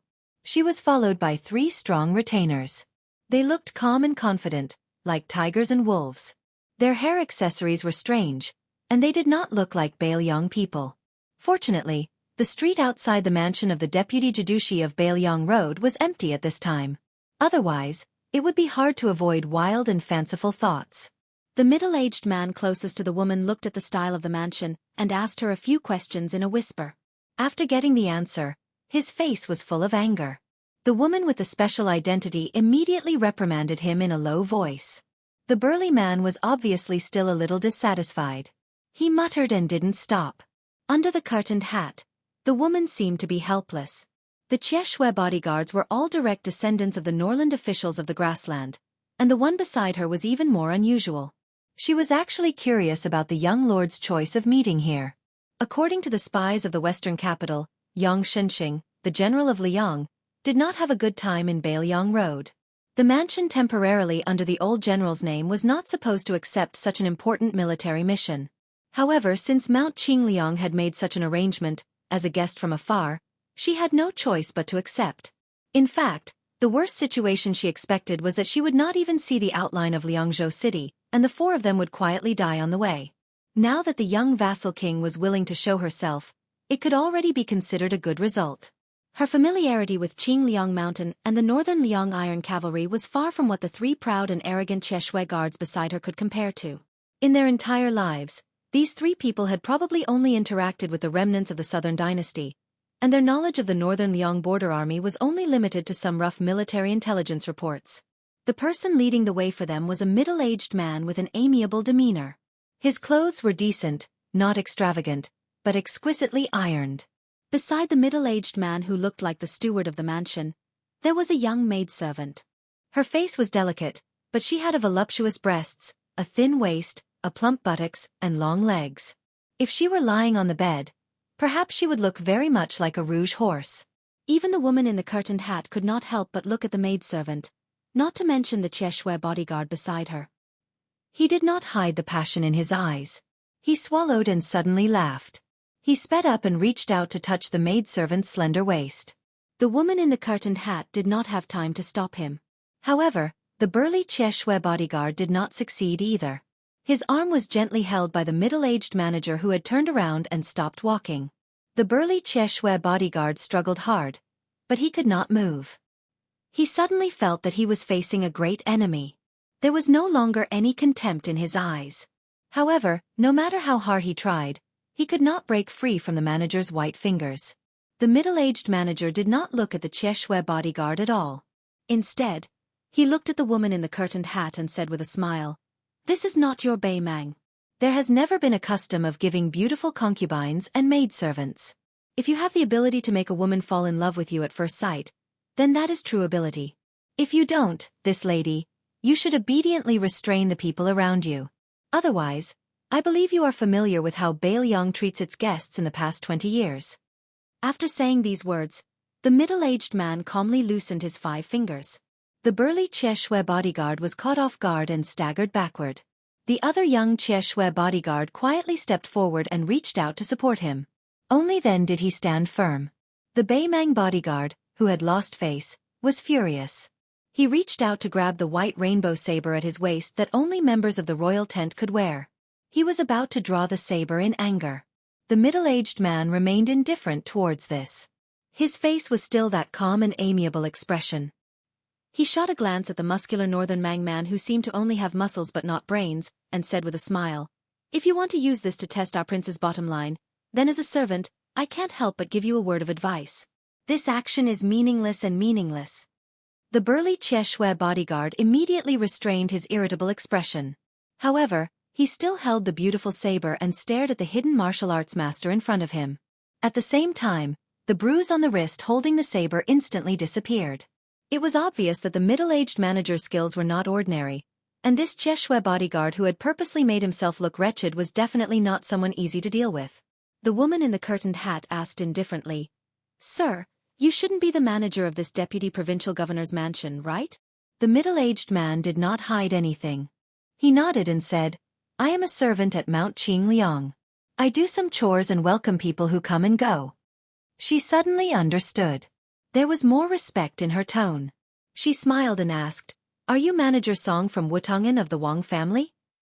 The middle-aged man who had served the Baelyong Su family for 2 generations, first signaled the maid to continue leading the way with his eyes. Then, he walked side by side with the woman in the curtained hat who recognized his identity. He smiled and said, "I didn't expect Princess to have heard of me." The woman in the curtained hat was Baymang's Qingwan commandery princess who used the alias of Fan Bainu. She had the reputation of being the best in the grassland on horseback.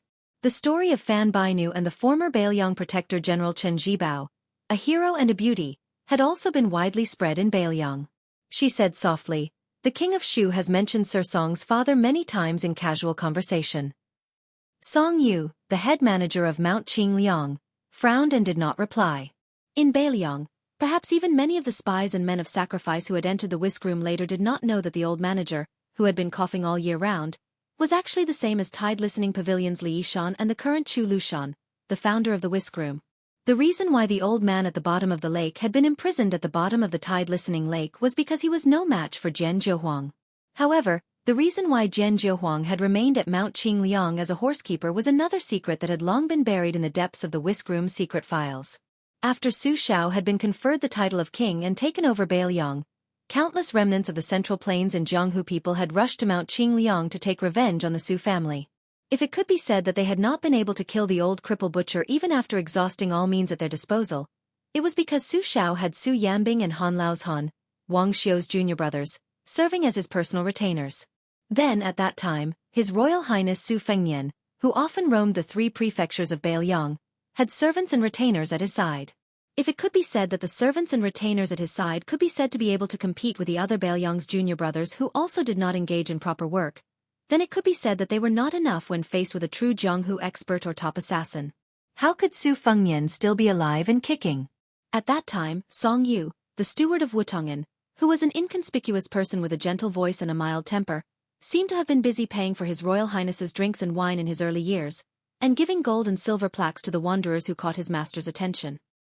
He seemed to be a harmless guy who only knew how to clean up after His Royal Highness's mess. This was the truth of everything. Before White Fox's face read through all the secret manuals in the tide-listening Lake Marshall Library, there was actually another person who had accomplished this feat first. This person was Song Yu.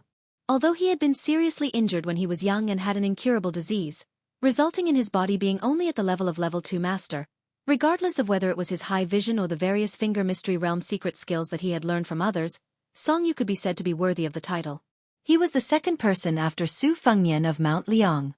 When Fan Bainu was led by Song Yu to a lakeside pavilion, he recognized the young king almost at first glance. Chapter 1834. There was no distinction between the host and the guest in the pavilion. The young king was surrounded by a graceful scholar in white, a tall and majestic old man, and a middle-aged man who looked 60 to 70% similar to the old man.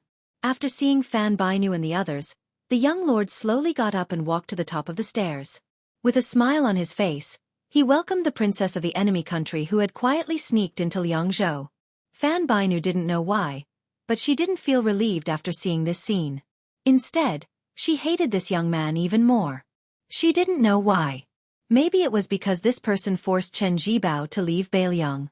Maybe it was because this person was the eldest son of Su Shao. Maybe it was because the tragic battle at the Calabash Gate spread to Bei Meng. Maybe it was because she had just heard the news of Hong Jingyan's death not long ago. Fan Bainu quickly suppressed the disgust in her heart and tried to keep herself calm. After all, in front of Su Fengnian, a master of martial arts evaluation, if she showed a little bit of abnormality, she would be caught. Although the four men were originally drinking wine, there was a small and exquisite table of yellow rosewood in the pavilion. A whole set of tea sets was available. This was probably the way Beiliang treated their guests. They treated women who were not on the battlefield. Sure enough, the beautiful servant girl with the enchanting figure followed Fan Bainu up the stairs. Her eyes were gentle and her steps were light. She sat on one side of the table and skillfully began to make tea. Following the conclusion of Hong Jia's journey to the north, there was no lack of remnant citizens of the spring and autumn period, who brought the northern Mang nobility the atmosphere of the Central Plains culture and elegance. Drinking tea was one of them. Before this, Northern Mang's impression of tea drinking in the Central Plains was nothing more than the two actions of placing the tea leaves and pouring the tea. Now, even the 7 prohibitions and 12 amenities, which were even more elaborate than during the Great Feng dynasty, had become a set of rules, and they even looked like they were being followed. Su Fengnian sat down again and looked at Fan Bainu, who had taken off her veil hat. He introduced the other people to her. They were Mr. White Lotus from Dragon Tiger Mountain, Yang Shenxing, the current deputy provincial governor of Beiliang, and Yang Huchen, the son of Yang Shenxing, who was temporarily the deputy general of Jizhou. In the end, he added that they were not outsiders, so she could speak freely. When Fan Bainu was carefully considering her words, Su Fengnian suddenly looked at the 3 Beimeng guards outside the pavilion. He retracted his gaze and slowly said to her, "If this king did not remember wrongly, the white rainbow saber with a golden peach leather sheath was produced by the Yelu royal family 30 years ago. There were only 16 sabers in total. Excluding the few in the king's tent, there were only 9 sabers in the whole Beimeng. Huang Songpu, Lu Gue, and Yang Yuanzan had all received them. The last 2 sabers seemed to be from Dong Zhua, who became the king of the South Courtyard, and Zhong Tan, who was promoted to Xia Zhemo. This king can carry this saber on his waist, and it seems to be an old item that has been hung for many years. This king's status is not lower than that of Commandery Princess. Why don't we go into the pavilion to drink and taste our Beiliang's green ant?" A trace of surprise flashed through Fan Bainu's eyes. She was about to speak, but the young king's next words almost made her stand up in anger. "The reason why I know the origin of this saber has nothing to do with encyclopedic knowledge. Tide Listening Pavilion has long known the real appearance of this saber. It seems that Su Shao personally took it from the waist of a Yelu prince on the grassland in the early years. Last year, Yang Yuanzan left another one at the mouth of the gourd." She sneered and said, "Of course the prince has outstanding military achievements and is not inferior to his father's generation. But he doesn't need to use this saber to remind others." Su Fengnian shook his head and smiled. "Commandery Princess, you think too much. If this king wanted to show off his strength to you, he wouldn't be here to meet you for. Since you came from Yuzhou, wouldn't it be easier for me to let you go straight to the mouth of the gourd? Fan Bainu suddenly stood up. Su Fengnian ignored her. When he reached for the wine cup, he said calmly, "You came all the way to Liangzhou City. It won't be so easy for you to sit down after you leave." She smiled and turned to Shui Wei, who was carrying a saber and hiding his identity, and said something in Beimang language. Shui Wei strode to the pavilion, and she sat down calmly again. Su Fengnian asked directly, "This king is very curious. Who is the big shot who made Commandery Princess come to the south?" She also answered directly, "It's His Highness the Crown Prince." Su Fengnian was not too surprised. He grunted and said, "Then how much did he offer to buy the throne of Beimang?" Fan Bainu shook his head and said, "Your Highness' words are a bit biased. Who will sit on the northern Mang dragon throne in the future? Your Highness' decision today will indeed have quite a bit of influence. However, it still hasn't reached the level where your Highness is implying." Su Fengnian smiled and said, "It won't be? Then why did Commandery Princess come to Beimang at the risk of being beheaded? To eat the northwest wind?" Fan Bainu wanted to say something but stopped. The servant girl, who had been concentrating on brewing tea, had finished distributing the teapots. She should have served the tea, but she did not dare to disturb the two sides. She seemed to be in a difficult position. Su Fengnian came to her rescue and said, "Commandery Princess, this is this year's new tea from the spring deity lake. Try it. However, Liangzhou is not like Lingzhou. There is not much water in the well, not to mention the sweet spring in the forest. So, Commandery Princess, please make do with it." Fan Bainu extended 3 fingers and took the teacup that was 70% full. She lowered her head and took a sip. Her waist was straight the entire time. Of course, she was a moving beauty. She had a cold and inviolable aura around her. This aura that could keep ordinary people at a distance was exactly what a certain type of person wanted. It was believed that almost all men, if they had to choose between this Commandery Princess and that servant girl, would choose the former. However, Su Fengnian's eyes were clear the entire time. He did not pay any attention to the cowardly servant standing behind Commandery Princess Qingwan, who was sizing him up with his hand on his blade. After she gently put down the teacup, Su Fengnian said, "This king originally believed that it was Yelu Dongchuang's idea. After all, before this person returned to Beimang, he had specially gone to Mount Wudong to meet with me under the accompaniment of Deng Mao. At the time he had also made a price.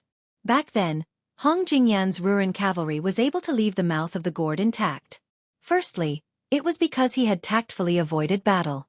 Secondly, it was because the matter of the Ruren cavalry was mentioned in the transaction.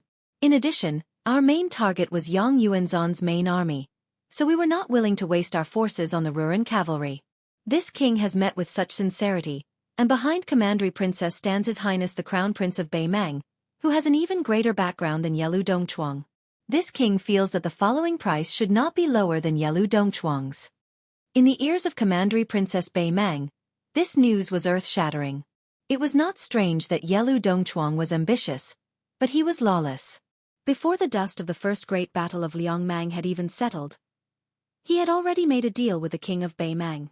If this was confirmed by the king's tent of the grassland, the two surnames that appeared to be in harmony but were actually at odds with each other would inevitably set off an unprecedented storm of blood.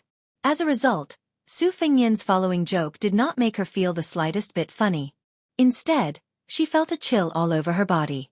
For example, this king was still the idol His Royal Highness. When he met those rangers who mistakenly thought he was a master of Jianghu, he admired them very much. If they received less money, this king would not only not be happy, but also be angry. He would feel that they looked down on the identity of His Royal Highness. So this time, when His Highness the Crown Prince sent Commandery Princess to Beimang, "You must bring enough money." She gently exhaled, staring at the young king for the first time, or it could be said that it was the first time she looked at the young man, but she was not in a hurry to speak. Suddenly, Su Fengnian looked up at the two expressionless ordinary guards outside the pavilion. "Huh? There's a murderous aura." Commandery Princess Qingwan was stunned at first, then her expression changed dramatically, and she immediately turned her head to look. But under the gaze of the people in the pavilion, the two guards were at a loss. In an instant, someone in the pavilion unsheathed his sword. The power of this sword was not weaker than Gu Jiantong's thunder of mind. Chapter 1835. Because of Su Fengyan's line of sight, both inside and outside the pavilion by the lake were also staring at those two cowardly shui guards, so much so that when the tall and sturdy man with the golden blade in the pavilion suddenly attacked, even Fan Bainu, who was sitting behind him, didn't have time to show the slightest expression of alarm. The situation changed too quickly. Moreover, the momentum of that saber strike was too fierce, like a strong snowstorm that suddenly came during winter on the grassland. It was as if there was an immortal inside and outside the pavilion. Mr. White Lotus, who came down from the Dragon Tiger Mountain and then went up the Qingliang Mountain, was still habitually looking outside the pavilion with a smile. Bai Yu was still holding a cup of green ant wine in his hand, and the ripples in the white porcelain cup were light. Yang Shenxing and Yang Huchen, who were leaning forward slightly, also put their attention on the two cowardly guards outside the pavilion. This pair of fierce generals on the battlefield were really eyeing them covetously, and they even had the unique majesty of fierce generals on the battlefield. And Princess Qing Luan of Beimang maintained the posture of looking back with her back straight. Her slanted shoulders were round and attractive. The maidservant who was cooking tea was still paying attention to the charcoal fire with her head down, fearing that it would spoil the fire. The flickering light of the fire shone on her delicate face, imperceptibly adding a bit of radiance to her. In fact, the cowardly guard in the pavilion who attacked silently from the moment he unsheathed his blade to the moment he chopped down, so this blade shouldn't have instantly released such a powerful aura when it was close to the young lord's head. Just like when two armies collided, naturally, the horse hooves would already be as loud as thunder before the battle. How could it be like a spring breeze drizzle? However, this saber strike had done it. Therefore, everyone was caught off guard. Even Song Yu, who was the gatekeeper of the Qingliang Mountain, who had all kinds of mysterious finger techniques and naturally had sharp senses, was a step slower to react. A burst of fine dust splashed up from where he stood, and this martial arts master who might be the #1 level 2 master in the world was about to jump into the pavilion. But the next moment, for some reason, Song Yu landed on the ground again, and his body didn't move at all. He no longer cared about the situation in the pavilion, and his gloomy eyes slowly moved around the two cowardly guards like a snake looking at a mouse. Logically speaking, as the local tyrant of Northern Liang, this private meeting was supposed to be a show of strength to these Northern Mang characters who had something to ask of them. For example, in historical novels, throwing a cup was often used as a signal. Hundreds of executioners would swarm over from behind the screen, or a pot of boiling oil would be set up in an open space, with the owner holding chopsticks. Unexpectedly, the young lord from the beginning to the end, Bei Mang was the first to attack. This group of Bei mortals knew that they were facing one of the four masters of the Bei Mang Wushu, and in the territory of the Su family's territory of the Su's family of the of the Beiliang cavalry, of the Su of the southern of Bei Mang, of the southern of the families of the ofs. Mr. White Lotus's eyes were still looking outside the pavilion. The wine in his cup rippled violently, and he sighed softly. When Princess Qing Luan looked back again, she didn't see the scene of heads falling to the ground and blood splattering everywhere. She only saw the deputy commander of the Beiliang Shui Guards, who had the same surname as her, still holding the sword in his hand. His whole body was full of power, like an eagle that had just swooped down from the clouds, his claws suddenly hooked onto the wooden frame. In contrast, the leisurely young lord was holding the cup with 2 fingers on his right hand, slowly raising it, and then smiling at her after raising the cup. It was very ordinary, like a friendly toast between 2 friends. But the young lord's left hand was raised high, and his 4 fingers were naturally bent. Only his index finger just happened to be pressed against the blade of the white rainbow sword in the golden peach skin scabbard. This unstoppable blade, after touching the young lord's finger, couldn't move forward even a little bit. Perhaps what could prove that the previous blade was indeed unstoppable was the black hair of the maidservant next to the young lord. The slightly undulating black hair was like a lotus in a pond. After waving the blade with the most true meaning of martial arts in his life, the deputy commander of the Beiliang Shui Guards was pale. His eyes were desperate, and his lips were slightly trembling. Su Fengyan's finger that blocked the Beimang royal family sword gently shook, and the white rainbow sword with the golden peach skin scabbard flew out of his hand, and with a bang, it was quickly nailed into a pillar of the pavilion by the lake. The Beiliang Shui Guards, who was determined to die, but also thought that the chance of success was very high, didn't care whether the young lord understood the Beimang language or not, and said in a trembling voice, "Weren't you successfully injured by Tuoba? And then in Huaiyang Pass, you fought with Chen Jibao. Why are you not injured at all?" Fan Bainu's hands were tightly clenched on his legs, and blue veins appeared on his white skin. He raised his head and shouted angrily, "Yalu Songlong! Are you crazy? Why did you assassinate the king of Baelyong without permission?" The burly dainty Shwegard was in a daze. He turned a deaf ear to the commandery princess's exasperated reprimand. He muttered to himself, "This is impossible," over and over again. He was confident that he had crossed the threshold of the celestial state. If he was facing Su Fengnian, who was at the peak of martial arts of course, it would be a joke. But the spy report clearly showed that the current young lord was in a bleak situation. Even if it couldn't be said that his life was hanging by a thread, his celestial body was almost shattered. Purely speaking of his body, he was even weaker than the ordinary Jianghu warriors who had reached the Finger Xian state, let alone the great Vajra of Buddhism who had cast an invincible golden body. It was just like those Taoist immortals who had taken the shortcut to the sky. They seemed to have endless mysterious secret techniques, but in fact, they were vulnerable in front of the pure martial artists who were down to earth on the road of martial arts. After the deputy commander of the Baelyong Shweguards was exposed, one of the young Baelyong Shweguards outside the pavilion finally couldn't bear the torment in his heart. Suddenly, his eyes turned red, and he roared, and then he blatantly pulled out his sword. Not only did he not look imposing, but he also gave people a feeling of sadness. However, before the young Baymang guard could take 4 or 5 steps forward, he was kicked in the waist by Song Yu from the side. The corpse that was killed on the spot flew out, giving the onlookers a feeling of fluttering willow catkins. Next, everyone present looked at the remaining Baelyong Shweguard in unison. Song Yu's eyes were cold, Yang Shenxing and Yang Huchen's eyes were sharp, and Mr. White Lotus, who had been reading too much, seemed to know his own limits. He didn't look outside the pavilion in vain. Instead, he put down the empty wine cup and smiled at the frightened maidservant who was cooking tea, as if he wanted to ask her for a cup of tea. The young Baelyong Shweguard had a pitiful look on his face. A strange scene appeared. It was still not outside the pavilion, but inside the pavilion, very close to the young lord. Su Fengnian leaned back, barely dodging an extremely ruthless hand knife. The arm that was exposed from the shoe-embroidered sleeve was slender and beautiful, full of ivory gloss. But when her hand was used as a knife, it was full of murderous intent. Chapter 1836. If he was stabbed in the neck by this seemingly ordinary hand knife, he believed that it would be even easier than being chopped in half by the white rainbow sword. Princess Qing Luan, who was at a loss, stared blankly at the harmless maidservant who was brewing tea. The corners of her mouth held a faint smile, and the lingering charm between her graceful brows even remained the faint fear that she had deliberately faked after the previous unforeseen event. She twisted her wrist. The hand knife swept horizontally towards the young king's throat. The next moment, Su Fengnian held 2 arms with both hands and blocked 2 hand knives at the same time. One hand knife was from the mysterious maidservant who was cooking tea. And the owner of the other arm, even Song Yu, who knew everything about the Qingliang mountain, probably didn't expect it. Princess Baymang widened her eyes and couldn't help but have a look of disbelief on her face.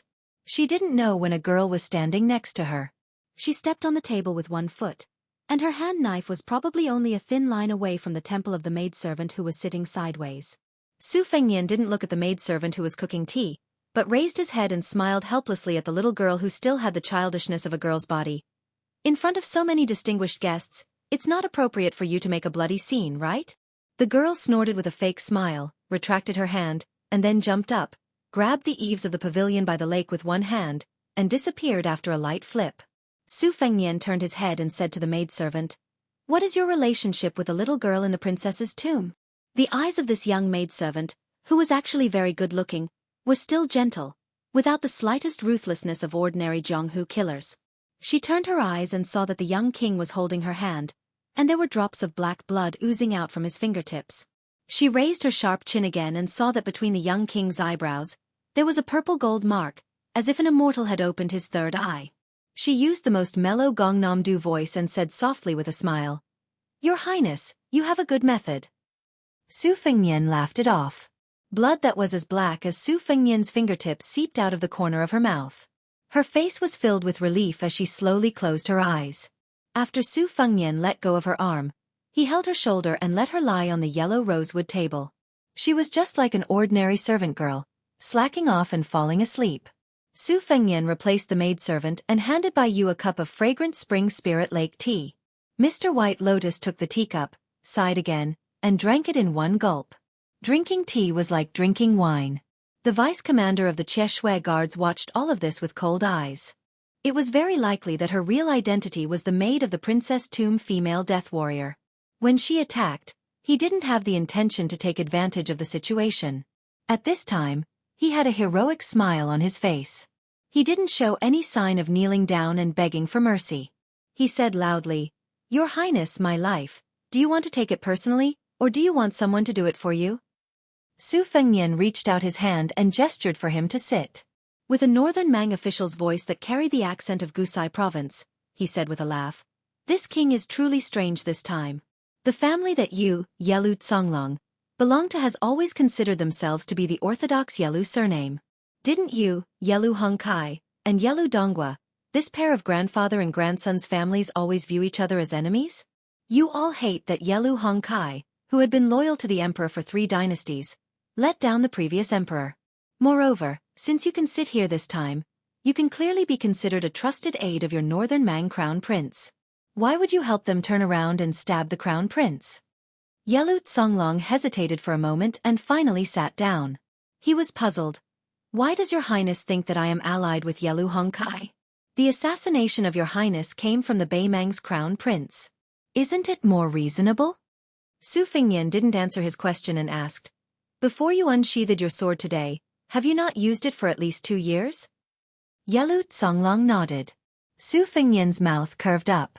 This king also knows this kind of unorthodox sword training method that emphasizes the mind and not the strength.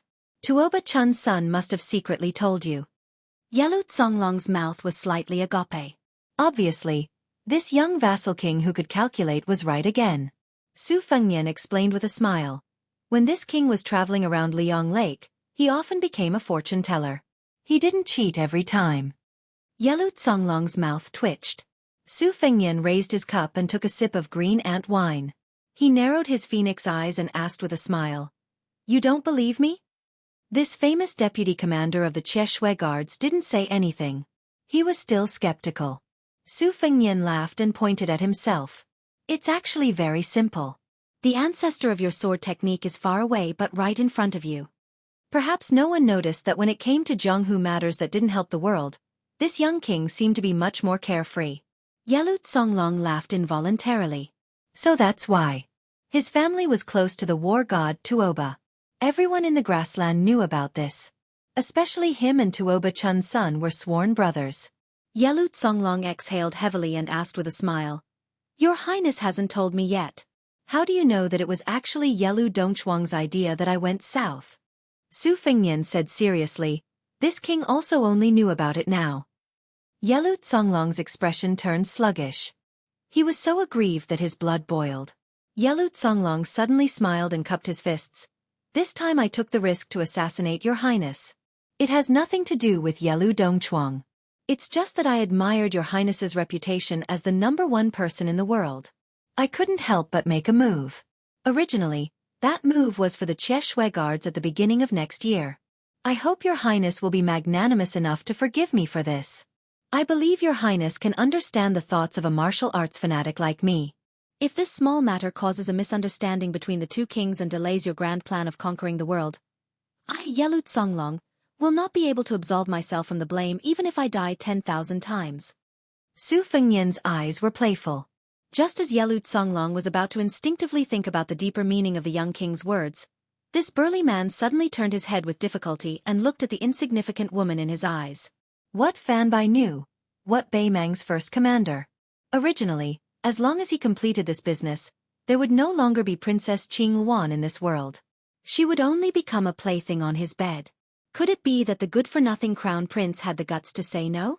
If he, Yelu Tsonglong, was really annoyed, when the Baimang imperial court was turned upside down in the future, even the crown princess who won the title of Han Gu in the chess and sword music school would also be snatched into his pocket. But at this moment, the Cheshire Guard's vice-commander Yelu Tsonglong was clearly a dying man. A dagger pierced through his thick neck. And the Baimang princess who was holding the dagger with both hands quickly pulled it out after her successful attack. Her movements were clean and efficient, without the slightest hesitation. Yelut Songlong covered his bleeding neck with one hand and pointed at the woman with the same surname, who was even more ruthless than him with the other hand. Fan Bainu gently put down the dagger and didn't look at Yelut Songlong at all. She stared at the young king across the table. "Your Highness, now you and I can continue the original topic. I will still do the business for His Highness the Crown Prince.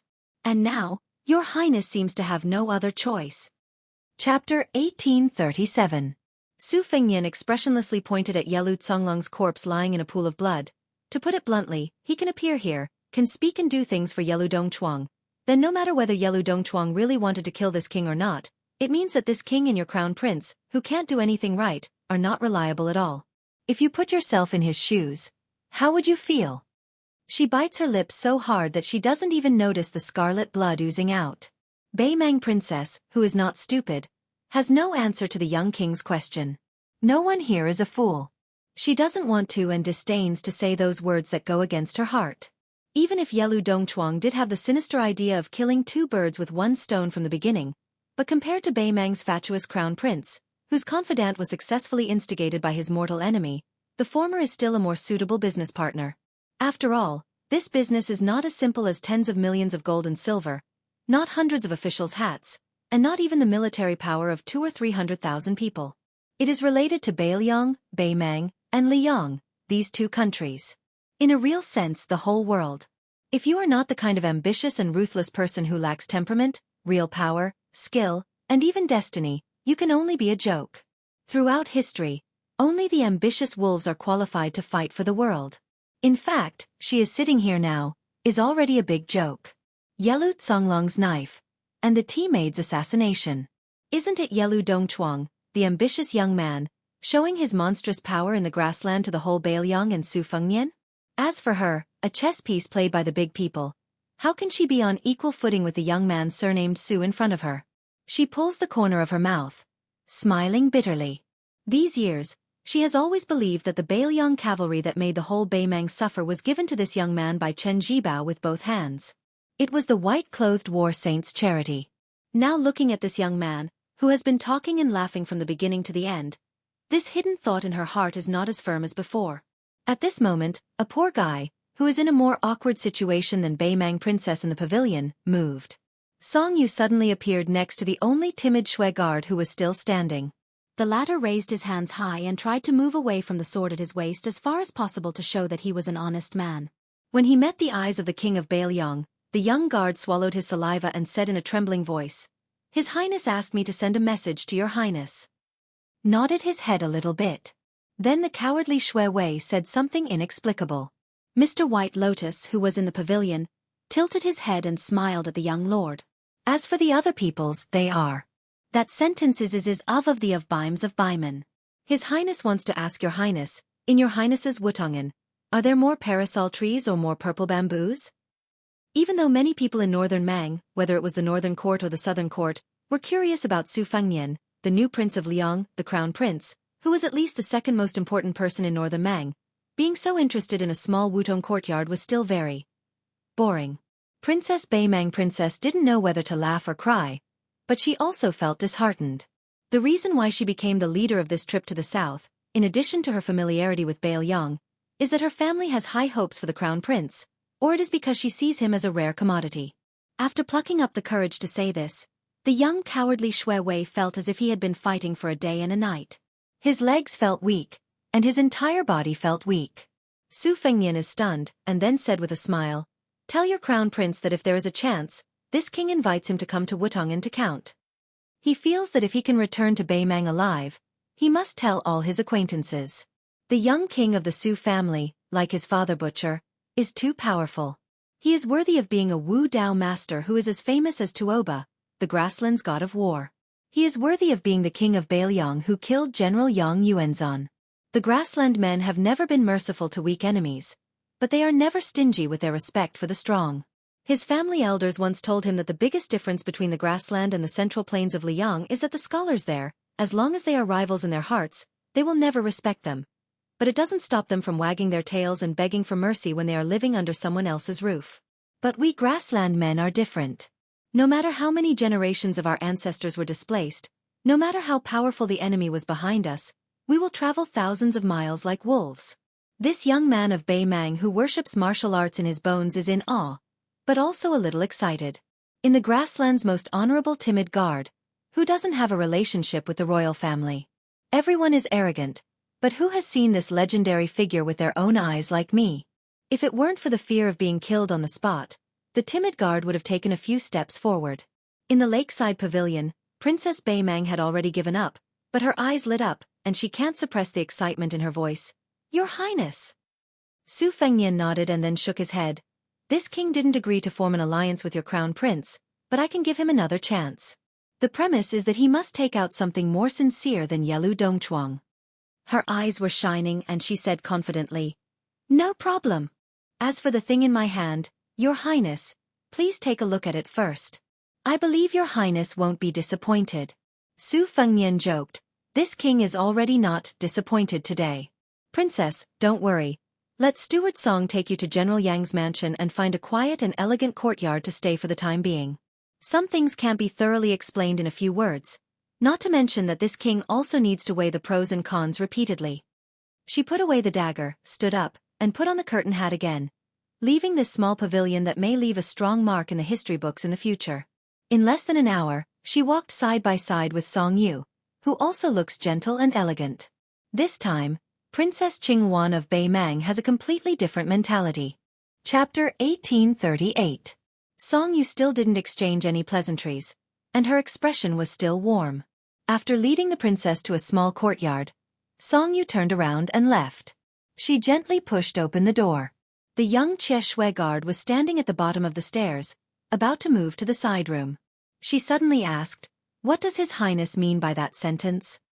The Jie Shui guard, who was the only one left alive, hesitated for a moment. He probably regarded this princess as a friend in adversity from the bottom of his heart, so he went beyond the rules and answered, Princess, I don't know what His Highness means. This is not an excuse. To be honest, during this trip to Bailiang, I have privately pondered over this sentence countless times, but I still can't figure out the mystery behind it. She didn't say anything else, pushed open the door, and closed it. She took off the curtain hat, leaned against the door, and almost collapsed to the ground. Today's matter in the lakeside pavilion, there were layers of conspiracies and overt plots, complicated and confusing. In the end, she was just a woman who was far away from the center of the imperial court of Beimang. After Yelu Songlong made his move, she was in a state of incomparable tension. It was really not easy to support herself to this room without batting an eyelid. For some reason, at this moment, faces appeared in Princess Qinghuan's mind. First, it was the grandfather and grandson. The skinny Yelu Dongbei's dark face that revealed a mouth full of white teeth when he spoke. There was also his grandfather Yelu Hongtsai's smiling face. The old man liked to smile at everyone, and when he smiled, he would reveal his sparse yellow teeth. Then, it was a handsome face that she couldn't forget. It was the man in white who was silent no matter when and where in her memory. Finally, it was the pale face full of excitement and fighting spirit when the Crown Prince of Beimang told her to be careful before leaving. She breathed rapidly, gasping for breath. She closed her eyes in pain. Unconsciously, she vaguely remembered the face in the lakeside pavilion. She opened her eyes, gritted her teeth and said, If that knife didn't stab Yelu Songlong's neck, but your eyes, it would be satisfying. Deputy Provincial Governor Yang Shenxing, who had been feeling uneasy, walked around the tables and glanced at the corpse of the female death warrior lying on the table. He cupped his fist and lowered his head as he said in a heavy voice, Prince Yang Shenxing have committed the crime of negligence. I am willing to accept the punishment without any complaints. Su Fengnian waved his hand and said with a smile, It has nothing to do with old General. After all, she was able to enter this house in the first place because of our Liangzhou branch's Yongying branch and Fushui branch's responsibility. However, I don't dare to complain about my second sister's injustice. As for Chu Lushan, that guy is probably thick-skinned and is not afraid of my scolding. Therefore, old General and I are actually the most innocent. Yang Shenxing was unwilling to look up.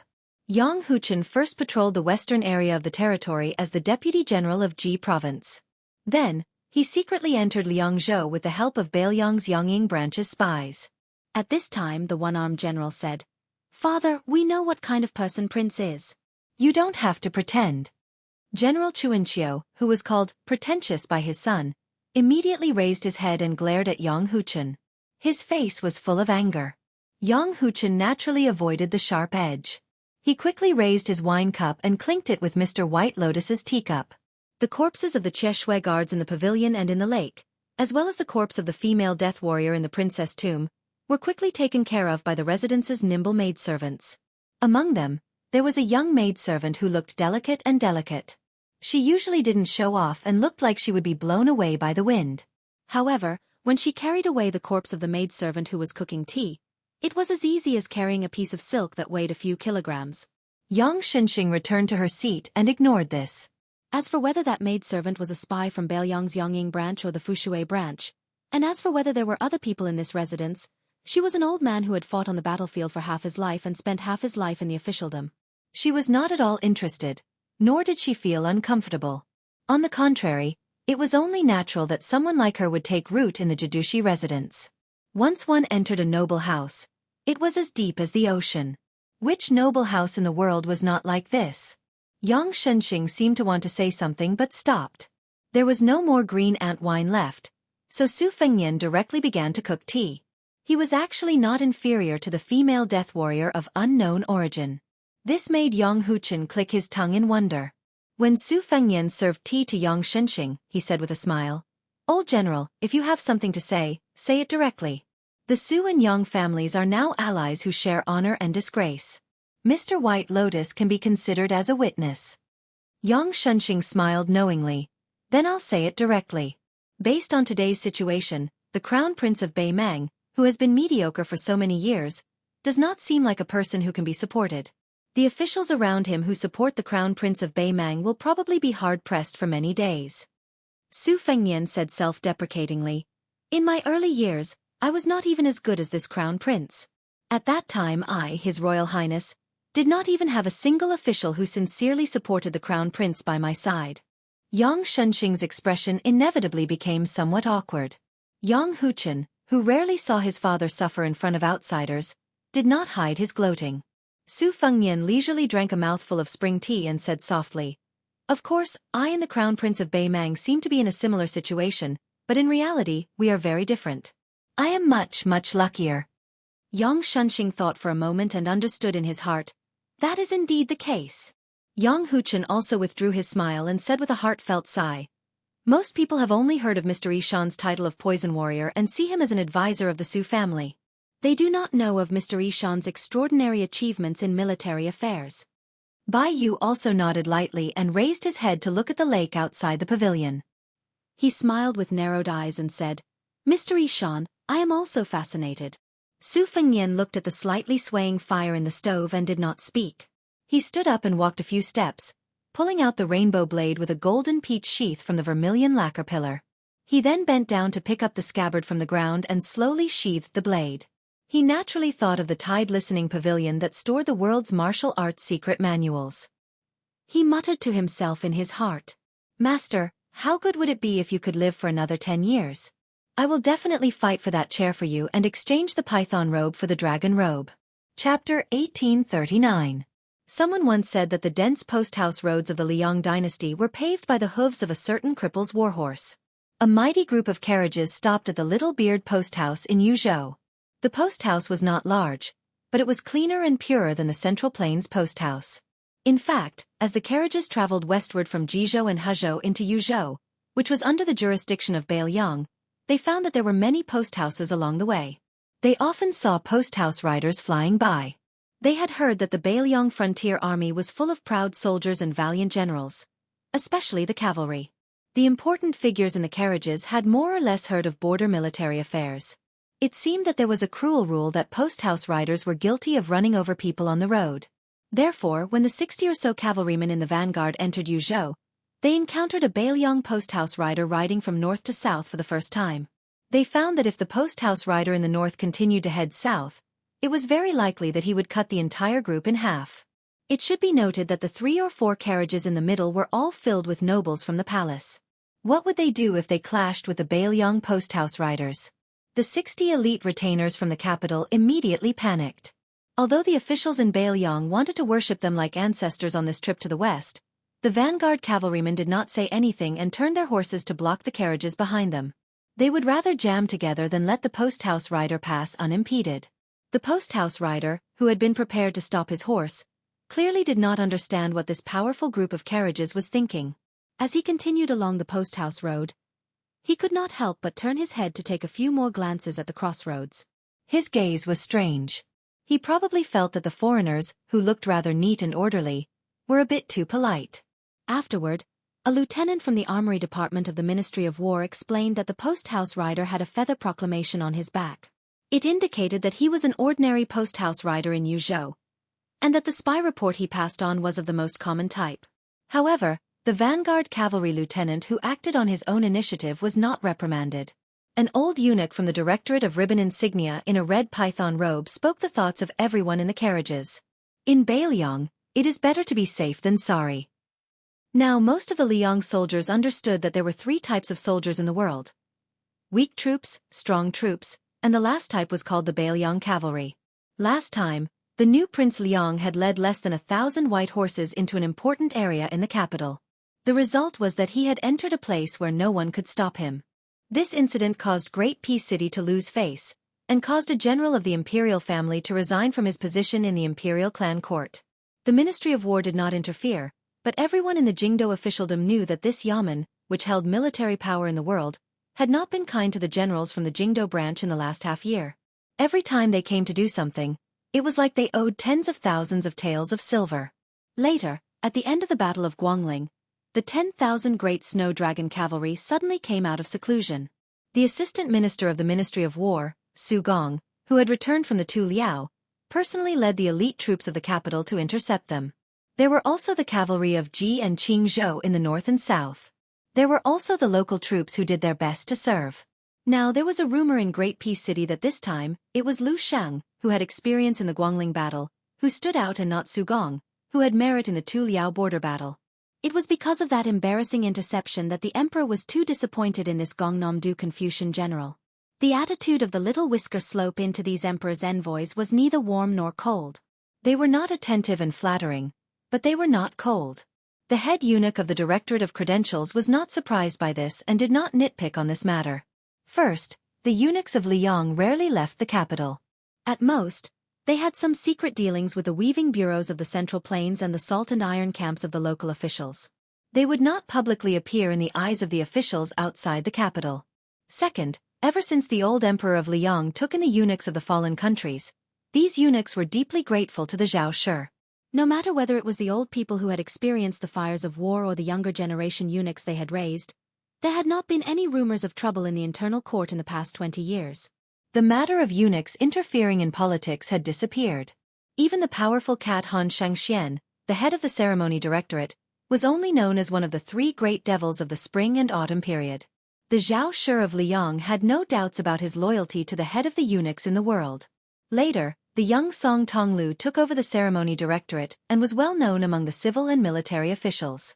The Little Whisker Slope Inn was not big enough to accommodate the imperial eunuchs, the imperial bodyguards, and the elite cavalry of Jingji, totaling more than 1,000 people. If it were anywhere else, the prefectural government of each province would have made appropriate arrangements and promised that they would not disturb the people. As for whether they really did not disturb the people, the head eunuchs of the Directorate of Credentials would naturally turn a blind eye. However, after arriving in Yuzhou, there were many inns but not many. It was common for most of the imperial edicts to hide their meals and sleep in the open. On the other hand, the Directorate of Credentials took the initiative to discuss with the Yuzhou inns on how to avoid disturbing the people of Beiliang as much as possible. After the three eunuchs entered the inn, they gathered in the hall to discuss matters as usual. However, they were not in a hurry to speak. Instead, they drank a pot of tea prepared by the Little Whisker Slope Inn deputy, and waited patiently for news from a trusted eunuch. Very quickly, the young eunuch respectfully led a young scholar-looking figure into the hall. The young eunuch obediently left the hall, closed the door, and waited outside. When they saw the young man in green, the three heads of the Directorate of Credentials immediately rose to greet him. They lowered their voices slightly and said with a smile, "Greetings, Lord Chen." The term husband was originally old Li Yang's way of speaking out of respect. It was specially used to address the big shots in the army or the ministers who held the power of the court. In the entire dynasty, there were probably only 7 or 8 people who were addressed this way. However, at that time, the Eastern Wei, Southern Tang, and several other dynasties that stood side by side with Liang still had national power.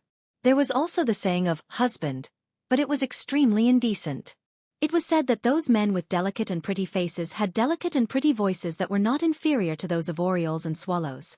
Jiangnan had a culture of nurturing children and had a reputation of being a distinguished scholar. Among these, there was more or less a hint of ridicule towards Liang.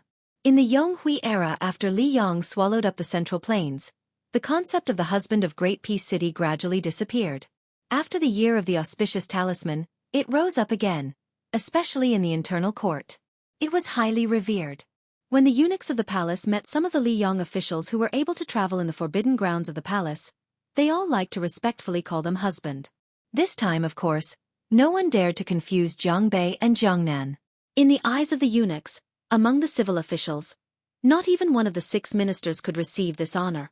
Only the head of the Hall of Secretaries Qi Yonglong, the assistant minister of the Hall of Secretaries Zhao Yuling, the left servant of the Menxia province, Huan Wen, and the left servant of the scattered cavalry, Chen Wang, were worthy of being called husband by their surnames. The identity of the person in front of him was finally revealed.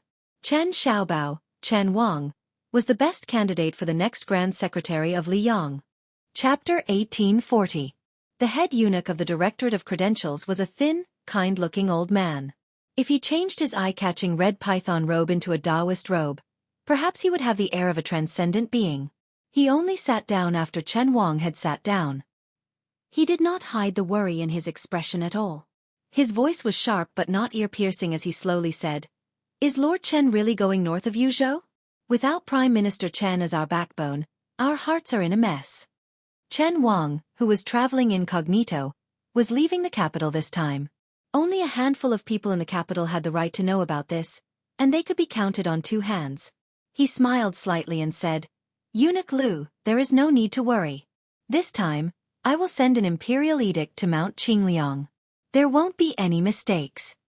If it were someone else who gave such half-hearted consolation, no matter how good the head eunuch of the Directorate of Credentials was at maintaining his composure, he would still secretly fly into a rage out of humiliation. However, since it was Chen Xiaobao who said this, the old eunuch truly felt a bit more at ease. In the official world, only smart people could become high-ranking officials. As a result, their words and actions were often full of mystery. It was hard for both sides of the conversation to not think deeply, wishing they could break a sentence into 8 parts and ponder it over, glorifying it by saying that they didn't have enough comprehension. This was especially true for the likes of the old Minister of Appointments Zhao Yuling and the Prime Minister of Yonghui, Yin Maochun. Who would dare to be careless when chatting with these extremely intelligent pillars of the court?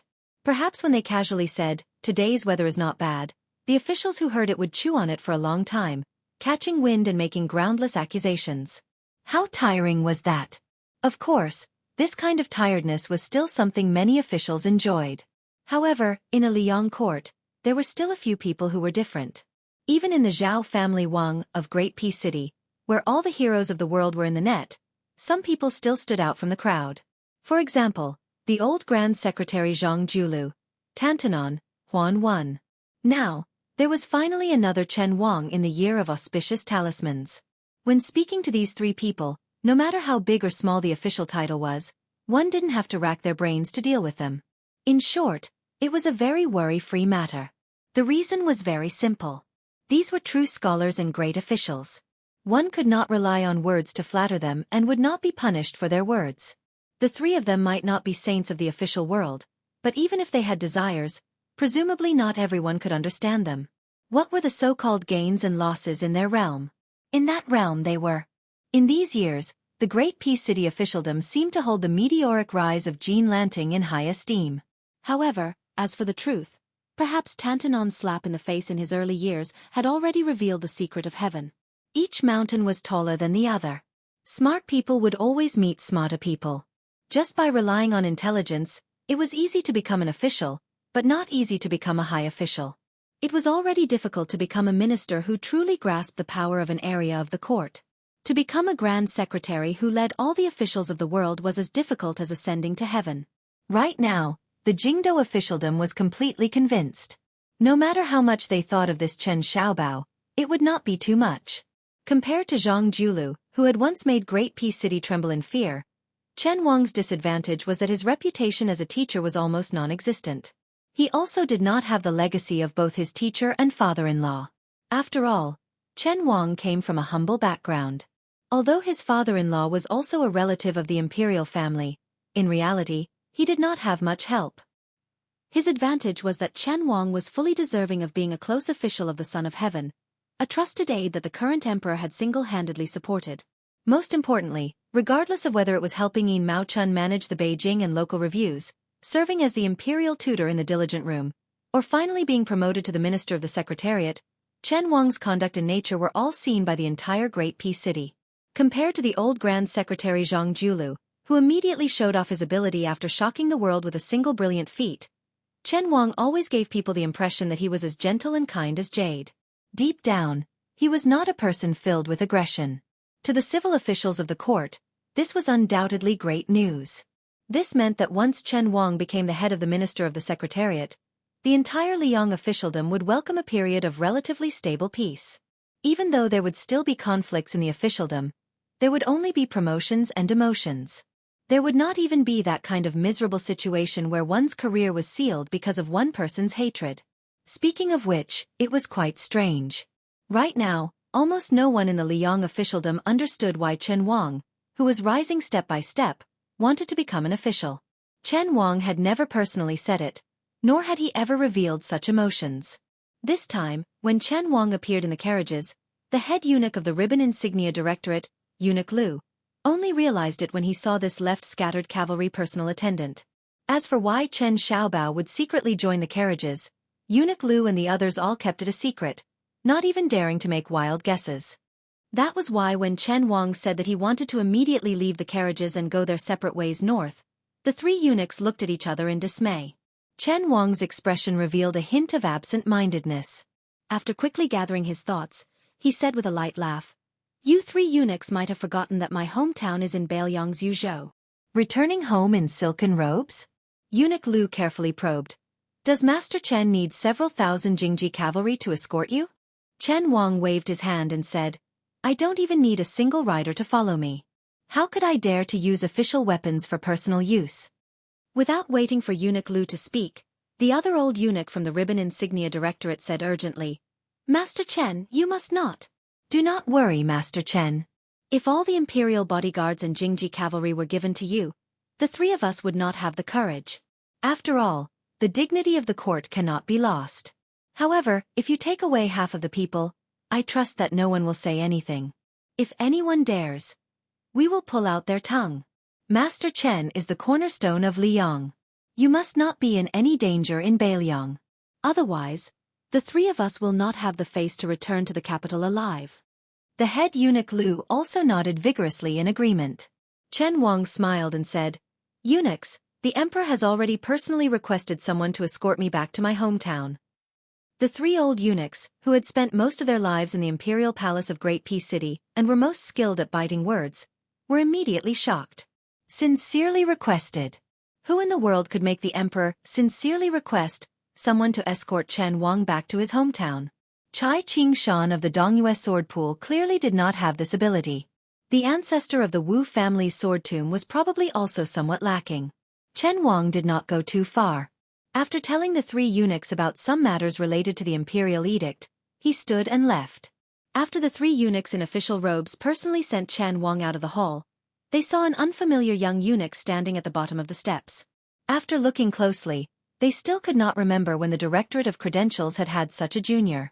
However, when Chen Wang saw him, he nodded slightly in greeting. The latter was unmoved. When the two turned to leave, the young eunuch's figure seemed to be slightly closer to the front. Not long after, a carriage quietly left the inn at Little Whisker Slope and headed north. Before Chen Wang boarded the carriage, he bowed to the coachman in thanks. "I have troubled you, sir." The young eunuch, who only wore an outer robe over the robes of an ordinary eunuch, had a cold expression. The carriage moved slowly. In less than half a mile, two riders stopped at the side of the road. One was an old man with a sword case on his back and a dignified aura. The other was a beautiful woman with a blade. They were the finger-profound realm expert Mi Fengjia, who had been personally recruited by the young vassal king into the whispering room. The other was Fan Shaochai, who was now like the sun in the midday sky. These two riders acted as retainers, following the carriage at a distance that was neither too far nor too close. At the next inn, a young Bailiang official carrying a jug of green ant wine boarded the carriage and sat across from Chen Wang. He looked at this regular attendant of the scattered left cavalry, who was about the same age as him. He looked at this Bailiang official, Chen Xiaobao, who held the highest position in the Liang imperial court. He raised the jug of wine in his hand and asked with a smile, "Sir Chen, would you like a drink?" Chen Wang's expression was calm as he shook his head. "No." He sighed in his heart. Good people do not come, but those who come do not come with good intentions. I reckon our prince will not be able to bear the consequences this time. No wonder he did not dare to personally come and run into a wall. Chapter 1841. Mi Fengjie, Fan Shaochai, and now Su Beiji. This was probably how important Chen Xiaobao was to the young vassal king. If not for the fact that the Second Battle of Liangmang had already begun, perhaps he would have added the Yuzhou general Huang Fushi. However, it was clear that this left-scattered cavalry officer didn't appreciate it very much. Along the way to the north, Chen Wang and Su Beiji did not have much interaction. So much so that even Su Beiji, a wonderful official who could joke around with anyone, had no choice but to borrow a post-horse from a courier station. He might as well ride side by side with the two great spies of the Fu Shui room. Out of sight, out of mind. Before Su Beiji left, Su Fengyan did not ask him to accompany Chen Wang to his hometown in Yuzhou. He did not even reveal any intention of roping him in. He only gave Su Beiji one sentence. No matter what this person does in Yuzhou, ignore him. Su Beiji was naturally aware of the hidden relationship between Chen Wang and Bailiang. He had no objection to this. In fact, if it were someone else acting as a foil, they might have done something bad with good intentions. Bailiang's officialdom might never understand Su Fengyan's subtle attitude toward Chen Wang, a Bailiang scholar. They would also not know how much Chen Wang had contributed to Bailiang in the past 10 years. They would also not know how much Chen Wang was disappointed in Bailiang. Most importantly, this disappointment was not right or wrong. This was the most fatal. In the twilight, they passed by a small post house called Ru Yi. After Chen Wang got off the carriage, he walked into the post house with the taciturn young eunuch. Su Beiji and the other two also handed over their mounts to the courier to be sent to the stable to be fed. If nothing unexpected happened tonight, they would be staying here. Because Mi Fengjie had shown the Fu Shui Fang token, the Rui post house was especially attentive. The food and accommodation were arranged according to the standard of a military officer. To the small and large post house in Bailiang, the spies of the Fu Shui Fang and the Fu Ying branch were rare guests. But as long as they revealed their identity, they were usually important military personnel and could not be neglected. According to the laws of Northern Liang, in a state of emergency, there were only two people who could mobilize the courier riders to pass on military intelligence or take over the military force of the courier station. Other than the general who commanded the entire army, there were only two people who could be spies. They were still about 2 days away from Chen Wang's hometown. Because Su Beiji didn't need to follow this Chen Xiaobao back to his hometown, this former Lingzhou provincial governor who was jokingly called Bailiang Chen Xiaobao, once again brought a pot of green ant wine to find Chen Wang. It was very strange.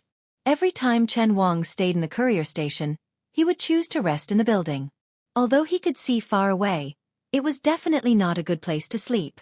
When Su Beiji found Chen Wang, he was standing by the window, looking into the distance. Only when Su Beiji found a simple and crude stool to sit down did Chen Wang come to his senses. He smiled apologetically and sat on the edge of the wooden bed that had been temporarily set up in the courier station. The bedding and other things that had been hastily prepared were brand new and clean. It was hard to imagine that a renowned Huangzi official, who was already in the center of power, would be living in such a narrow and dark place. At this time, Chen Wang was not some criminal who had been banished to the cold border by the court. Su Beiji shook the wine pot and asked with a smile, "You're not drinking? If you're not drinking, then I'll be drinking alone again." Chen Wang hesitated and then shook his head. "There are many banquets in the capital, but I rarely drink. With your wisdom, you should be able to understand the reason." Su Beiji smiled. "Haven't you really returned to your hometown?" Chen Wang still shook his head. "People like me are most afraid of the word, what if?" As time passes it becomes a habit. Sir, please forgive me. Su Beiji said helplessly. No wonder there's only one Chen Xiaobao in Liyang. Chen Wang made a rare joke. Who is Bailiang's Chen Xiaobao? Su Beiji took a sip of the green ant wine and wiped his mouth. Even Sir Chan has heard of my name, Su Beiji? Chen Wang nodded. I hope you don't think it's an insult. Su Beiji said with a smile. Although I don't feel honored, I don't think it's an insult to me, Su Beiji. I've only taken a sip of the wine, so it's not drunken talk. It's from the bottom of my heart. Chen Wang looked at this young Bailiang outsider who had experienced many hardships and laughed softly. Sir, you have a lot of secret records in the Ministry of Personnel and the Ministry of Revenue. I've read them many times. Since you say this is your hometown, then I'll make an exception and say some drunken words while you're drunk. Ever since Xiongfu, there's a new custom in the official circles of the capital. It's to arrange seats for the civil officials of Bailiang according to knowledge, ability, reputation, and family background. It's a local evaluation that the Ministry of Personnel can never interfere with. Sir is at the top of the list, followed by Deputy Administrator Song Dongming, Administrator Li Gongda, Chen Shiliang of Liuzhou, Governor Song Yan of Yuzhou, Mountain Master Huang Shang of Green Deer Cave Academy, Wang Shihua who was praised by Yao Baifeng as one of the 3 talented governors. Of course, there's an additional Sir White Lotus in the top ranks, but he's still behind you. Chen Wang paused for a moment and stared at the grandson of the king of Beimang's north courtyard, who was slowly drinking the green ant wine. He slowly said, So Sir's name in Great Peace City is far more well known than you imagine.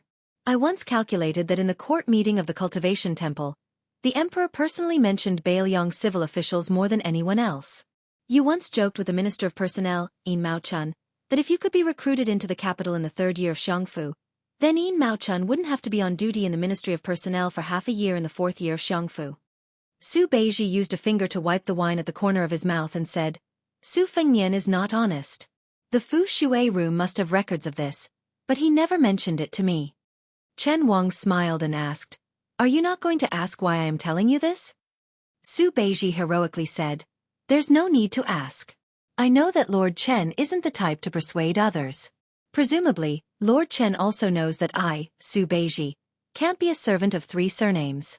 Working for that fellow surnamed Su from Mount Qingliang, it would be best if I could become the Northern Liangdao administrator while I'm still alive. That would already be the last bit of hope I have left. Chen Wang shook his head and said, Sir is wrong. I, Chen Wang, hope that you can go to Great Peace City. Su Beiji had just raised the wine pot and put it down. His eyes immediately became cold and sharp. He stared at Chen Xiaobao, who was said to be more useful than the head of the secretariat in the Liang officialdom. He smiled coldly and said, Official Chen is so dedicated to the country. It is indeed unexpected. Chen Wang said indifferently, In my view, without you, Bailiang can still defeat Beimang.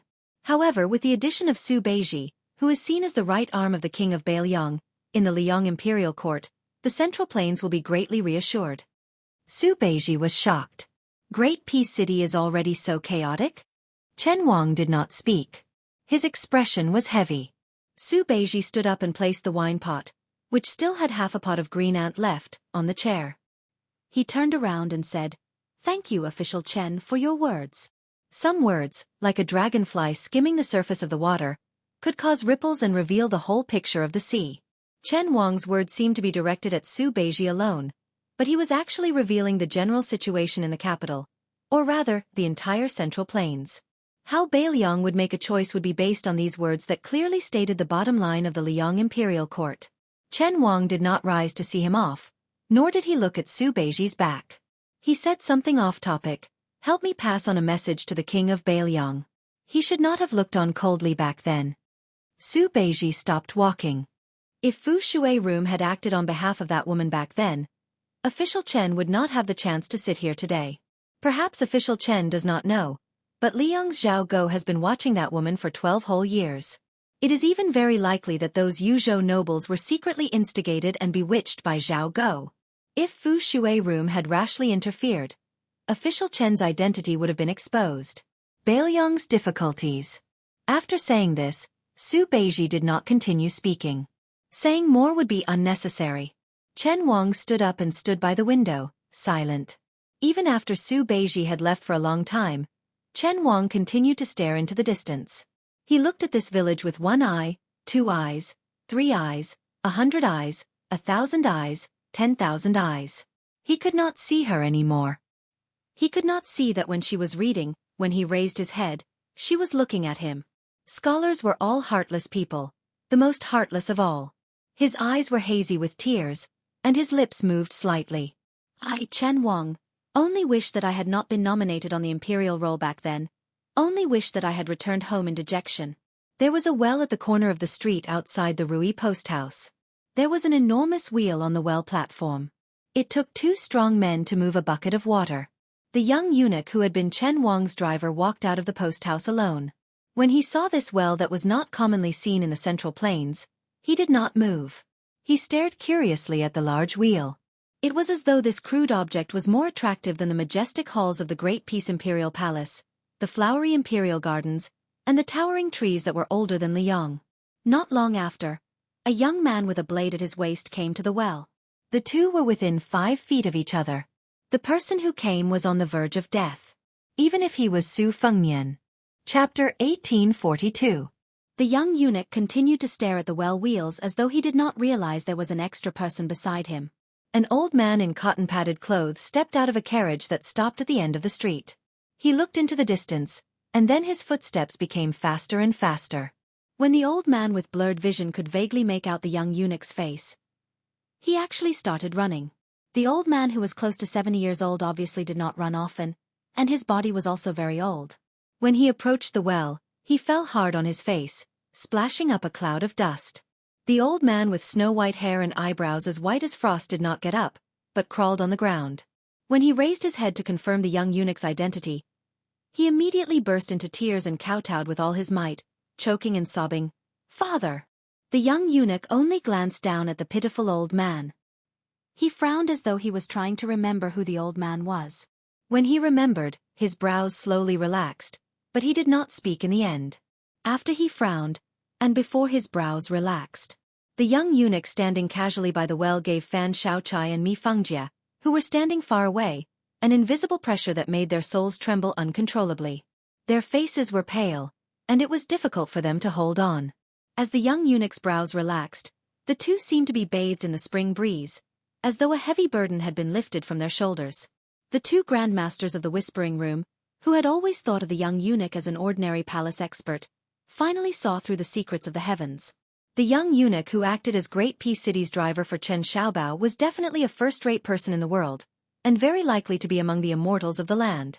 Otherwise, he would not have returned to his natural state, and his physical body was one with the world. The old man kneeling on the ground had an extraordinary identity. He was the chief eunuch of the capital who had escorted Gao Shulu to Guangling Road to deal with Chao Chongqing. Zhao Saiku, a remnant of Dongyue. He had once been a pawn Zhao Chongling had placed in Liang. After the important hidden pawn became a pawn that no one cared about, Zhao Saiku focused on climbing up the ranks of the 24 bureaus of the Great Peace City Imperial Palace. He had never done anything wrong in his life and was favored by the Zhao family. He had been in charge of the Directorate of Credentials and the Directorate of Treasures. He was good friends with the master of the current Directorate of Ceremonies, Song Tonglu. After Song Tonglu became the leading eunuch in the world, he did not care for his master, and only treated Zhao Saiku with respect. Zhao Saiku had been in charge of the Directorate of Credentials for 8 years. In his decades of service, he had never made a mistake. Therefore, he was deeply trusted by the 3 generations of Zhao emperors. Otherwise, Liang would not have given him full authority to take over Gao Shulu, who had a celestial body but had been sealed in the mountains for 400 years. The martial divisions of the Jianghu in the past 400 years, especially the 4 realms, were all Gao Shulu's handiwork. If the chief eunuch responsible for delivering the edict to Liang, Eunuch Lu, had encountered Zhao Saiku, who was of high seniority in the palace, he would have had to retreat to the wall and stand with his hands tied. But at this moment, Zhao Saiku was kneeling on the ground and kowtowing desperately to a young eunuch who looked old enough to be his grandson. He kept calling out the words, "Father." After eunuchs cut off their descendants and entered the palace, the first thing they would do was to recognize a senior as their adoptive father or master. Their respect was far greater than that of their biological father. This eunuch who eventually became the head eunuch of Zhao Diao Temple was no exception. However, Zhao Saiku had recognized two masters in his life. The second master worked in the Imperial Horse Directorate and did not have a high position. He was a familiar face in the Imperial Palace in the capital and had died in the Talisman of Eternal Peace. It could be said that he was extremely honored to have such a promising disciple like Zhao Saiku. However, Zhao Saiku's first master had long been forgotten. Zhao Saiku himself had never mentioned a word to anyone. The reason Su Fengnian came to Yuzhou this time was that Zhao Saiku, who had been enjoying his retirement in the Green Deer Cave Academy, suddenly came down the mountain and said that he had a great secret to tell him, the young vassal king. After Zhao Saiku hurried to Mount Qingliang, he told Su Fengnian about his father, a strange eunuch whom he had inexplicably kowtowed to when he first entered the palace. That eunuch did not seem very old at the time. At the time, Zhao Saiku only thought that it was because he was a native of Liang and had entered the palace early. At that time, the eunuch whom Zhao Saiku respectfully addressed as father was already very strange. It seemed that there was not a single place in the palace where father could not wander. Zhao Saiku had once followed this young master to purchase blankets and beds for the imperial family, to sweep and add lamp oil to the imperial ancestral temple, to put up yellow plaques for the Shunwu Gate in the north during the Double Ninth Festival, and to go to the treasury of the Minister of Treasures to wipe the seals of various generals. 5 years later, after the annexation of the Central Plains, Liang's rightful position began to stabilize. Zhao Saiku's master began to fade out of sight. Even Zhao Saiku, who had gradually risen to a high position, could not find any trace of him. There was not a single record of his master in the archives of the imperial household. His surname, hometown, when he entered the palace, and his work history were all absent. It was as if this person had never appeared in the imperial palace of Greaton City. The last time Zhao Saiku saw his father was the night before he left the palace, when he returned to his residence from the forbidden grounds of the palace where Gao Shulu's body was sealed. In the moonlight, he saw a blurry figure flash by. But the old Martin Temple was incomparably certain that this figure was his first master, the true guide of the imperial palace of Greaton City, a eunuch whose surname he did not even know. But Zhao Saiku only had the simplest of feelings for this father of his, this master who he could not find any clues about even after painstakingly flipping through the secret archives of the imperial palace of Greaton City. That was to repay the kindness of a drop of water with a gushing spring. Perhaps in the eyes of the young eunuch, the white-haired Zhao Saiku was just an insignificant passerby in his gloomy and heavy life. But Zhao Saiku's howls as he lay on the ground were sincere and genuine. Chapter 1843. Su Fengnian did not know the true background of this eunuch, but compared to the old eunuch Zhao Siku, who was more of an official, Su Fengnian's status as a Grand Master of Martial Arts evaluation helped him grasp some key points. Therefore, his first question was very shocking. Back then, were you the one who persuaded the invincible Wang Xianji to retreat to a corner of the Eastern Sea and not leave Wu Wu City easily? The young and elegant eunuch, who looked like a young man, turned a deaf ear to him. He bent down slightly and turned the wheel. The creaking sound was particularly obvious in the quiet evening street, where only the occasional sound of chickens crowing and dogs barking could be heard in the distance. Su Fengnian said to himself, I was very curious before. Why didn't the half-inch tongue Ben Shi, who knew that the rabbit was already dead, make a mad counterattack before his death?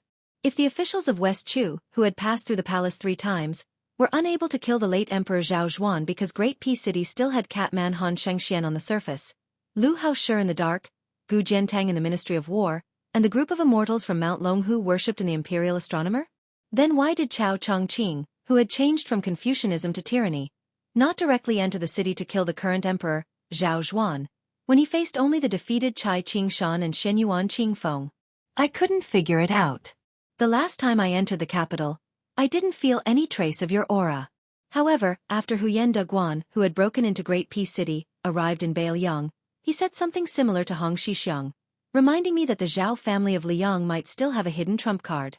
So this time, when Zhao Siku found me and mentioned you to me, I began to understand the reason. After seeing you with my own eyes, my guess was confirmed.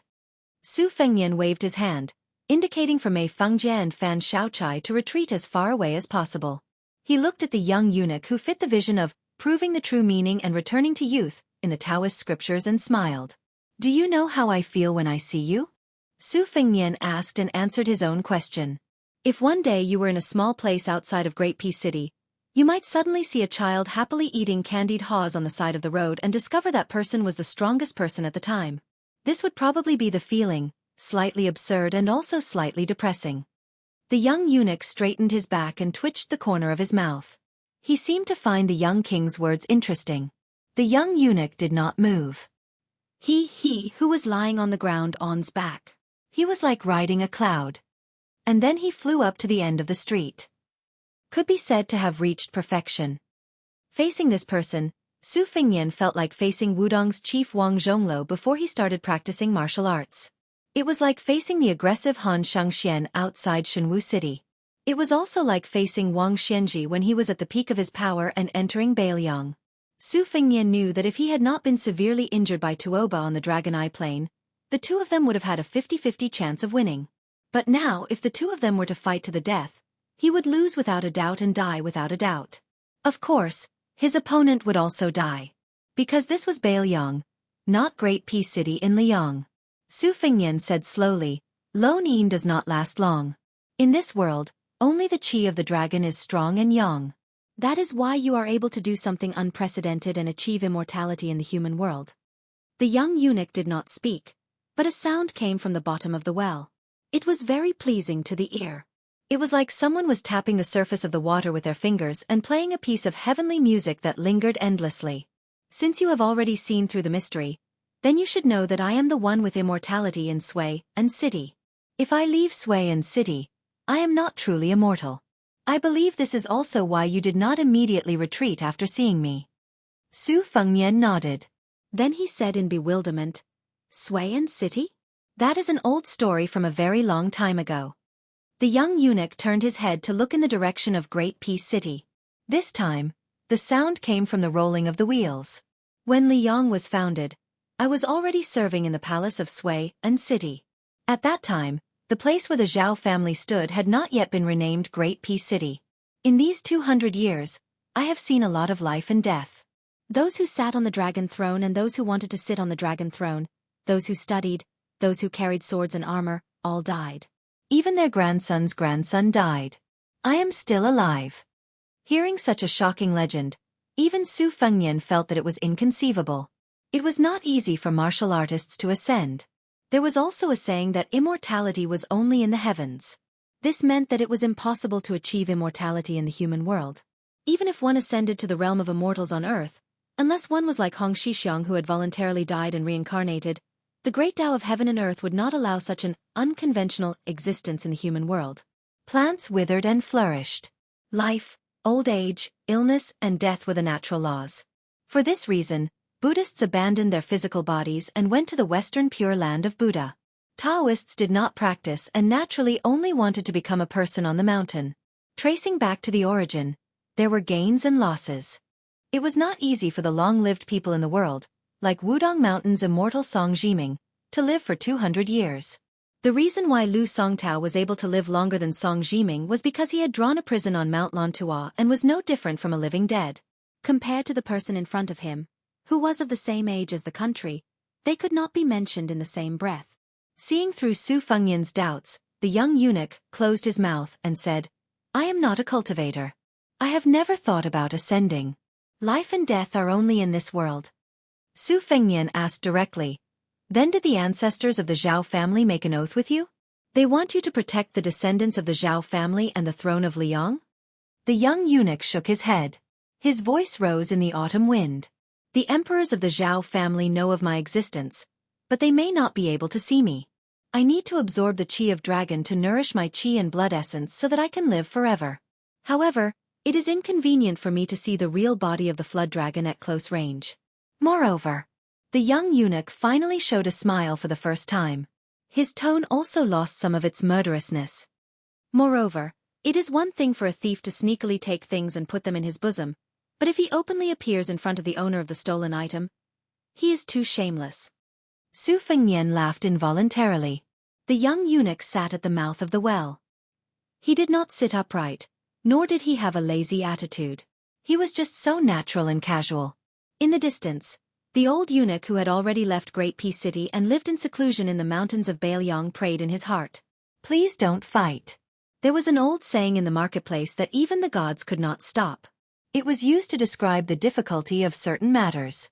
But the two people in the eyes of the old eunuch were the ones who could not be stopped. It was more likely that they could stop the gods. Chapter 1844. Ever since I entered the palace, I've never left Sway and City. I've only shown my face once in a while. I haven't fought many people, and even fewer people remember me. In recent decades, that scholar Chao Chongqing has been very. The young eunuch suddenly fell silent, as if he didn't know how to describe the spirited scholar from West Chu in his memory. In the end, the young eunuch didn't make a final conclusion for Chao Chongqing from West Chu. He just brushed it off and raised his head to look at Su Fengnian. For the first time he truly asked, "Will you usurp the throne and become the emperor?" Su Fengnian said frankly, "Because of Su Shao, I won't be the emperor. But if my master can live another 10 years after Su Shao leaves, I will fight for him." The young eunuch stared into Su Fengnian's eyes and nodded. "You and I are both sincere." Su Fengnian, the king of Bailiang, was sincere in speaking frankly. The eunuch's sincerity was to leave the capital and come to Bailiang of his own accord. At the time, Su Fengnian was slaughtering people both inside and outside the imperial astronomer. The young eunuch probably didn't do anything because the situation in the Central Plains at the time wasn't enough for Bailiang to decide the fate of the world. As expected, the young eunuch smiled. "If I had known earlier, I wouldn't have let you leave when I was in the capital." Su Fengnian smiled. "It wasn't easy for you to keep me at the time." The young eunuch thought for a moment. "At the time, Hong Shixiang's remnant soul was by your side, and Dong Tai was watching the battle. It really wasn't easy." The young eunuch extended a hand. Su Fengnian also took the opportunity to sit at the mouth of the well. The young eunuch sighed. "There are fewer and fewer people who can sit down and reason things out peacefully. I've seen many people with my own eyes. The higher the official position, the greater the military power, the harder it is for them to control their hearts. Almost all the emperors of Liang are like this." Su Fengnian smiled. "When you say these words, there is no killing intent, but killing intent. That's not very appropriate, is it?" The young eunuch said with a composed expression. "Am I not talking about myself?" Su Fengnian said helplessly, "Putting aside martial strength, you and I have met our match." The young eunuch raised his head. In the twilight, he saw dark clouds hanging low, as if a storm was coming. He turned his head and looked at Su Fengnian. "In Great Peace City, in the past few decades, I have seen the young Su Shao and Zhang Julu. I didn't like them very much." Su Shao, who had entered the palace for the first time, was still a surplus general at that time. From head to toe, he exuded a sharp aura of killing gods and Buddhas. Zhang Julu, who had served as the Huang Men of the Hanlin Academy for many years, walked in the ranks of the imperial court retreating. Even if his rank was very low at that time, you would still see the arrogance of the world from him. I knew that Chao Chongqing had entered the palace 3 times, but he did not appear. In comparison, I find Huan Wen more pleasing to the eye. He is a very smart person, but he pretended to be a fool his entire life and was always kind to others. So I met him alone twice in the palace, about 20 or 30 years apart. The second time, he still recognized me at a glance, but pretended not to. He just smiled and greeted me. Of the past emperors of Liang, the current young emperor, Zhao Zhuan, can be considered the most generous. Of course, this is only in comparison to his father and ancestors. Hearing this quietly, Su Fengnian smiled and said, "So that's why you have this trip to Bailiang." The young eunuch shook his head and said, "As long as the surname is Zhao, it doesn't matter whether I am Zhao Zhuan or not." The young eunuch then said flatly, "Unfortunately, your surname is Su, not Zhao." As these words were said, a drizzle began to fall on the street. The contours of the stone street seemed to soften. This well was located at the corner of the street in front of the post house, so Chen Wang could just see the scene from the top of the post house. Although it was dark and rainy, Chen Wang still recognized the identity of the young man who had appeared beside the well. Chen Wang hesitated for a moment, but still walked down from the post house. However, before he could walk out of the gate, he found that Su Beiji was already sitting on the threshold, blocking his way. Su Beiji picked up a jug of wine from somewhere, and seemed to be talking to himself. He said he wouldn't come, but he came. In the end, he didn't even see the person in question. It seems that this usually ordinary coachman is not ordinary. Chen Wang said in a low voice, "Su Beiji, you better not block my way." That person's cultivation is definitely beyond your imagination. Even your prince can't imagine it. Su Beiji's expression was normal as he took a sip of wine. Su Beiji, perhaps Su Fengnian doesn't need to fear anyone in the world, but the person he is facing right now is an exception. Chen Wang's tone was anxious. It was obvious that it was no small matter to make Chen Xiaobao, who was known for his steadiness, lose his composure. Su Beiji turned his head and asked with a smile, "Do you want to drink some wine to calm your nerves?" Chen Wang almost cursed out loud, but seeing those clear eyes, Chen Wang sighed heavily and took the jug, taking a big gulp of green ant wine. Chapter 1845. Su Beiji didn't take the wine pot that Chen Wang handed back to him. Instead, he looked at the end of the street again and muttered, "I fought with that guy from Beimang all the way back to Beiliang. During that time, I narrowly escaped death many times. For example, I was blocked by the 5th raccoon of Bubang Mountain, but I never doubted that I could make it to Beiliang alive. Deep in my heart, I always felt that as long as I was by that guy's side, even if the sky fell, he would be the first to go up. In short, he would die first, then we would die." Su Beiji grinned. "Just like how this guy won't tell me how much the Liang Imperial Court values me, I won't tell him either." Suddenly, Su Beiji slapped his thigh. "Damn it! That time when I arm wrestled with Zhong Honggu in Lingzhou's Dragon Eye County, I was so drunk that I passed out. It was this guy who carried me back. Don't tell anyone about the drunken talk." Chen Wang didn't know whether to laugh or cry. "You're still thinking about this kind of thing at a time like this?" At this time, Chen Wang remembered that in the Ministry of Revenue's files, there was a trivial matter about Su Beiji that was easy to overlook. In Beiliang, Su Fengnian and Su Beiji, who were close friends, actually never called each other brothers. However, Su Fengnian was a persimmon, while Su Beiji was a tangerine. If it wasn't just in Beiliang, but in the imperial court, the relationship between the two could probably be called a model of a ruler and his minister. Chen Wang thought of the current emperor. He smiled knowingly.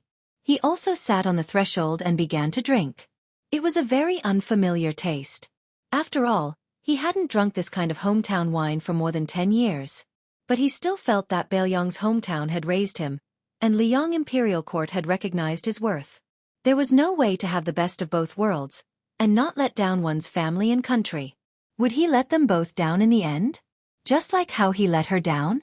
Chen Wang suddenly raised his head and finished the green ant wine in the pot in one gulp. Su Beiji suddenly laughed. "Master Chen, actually, maybe there will be a day when you return to your roots."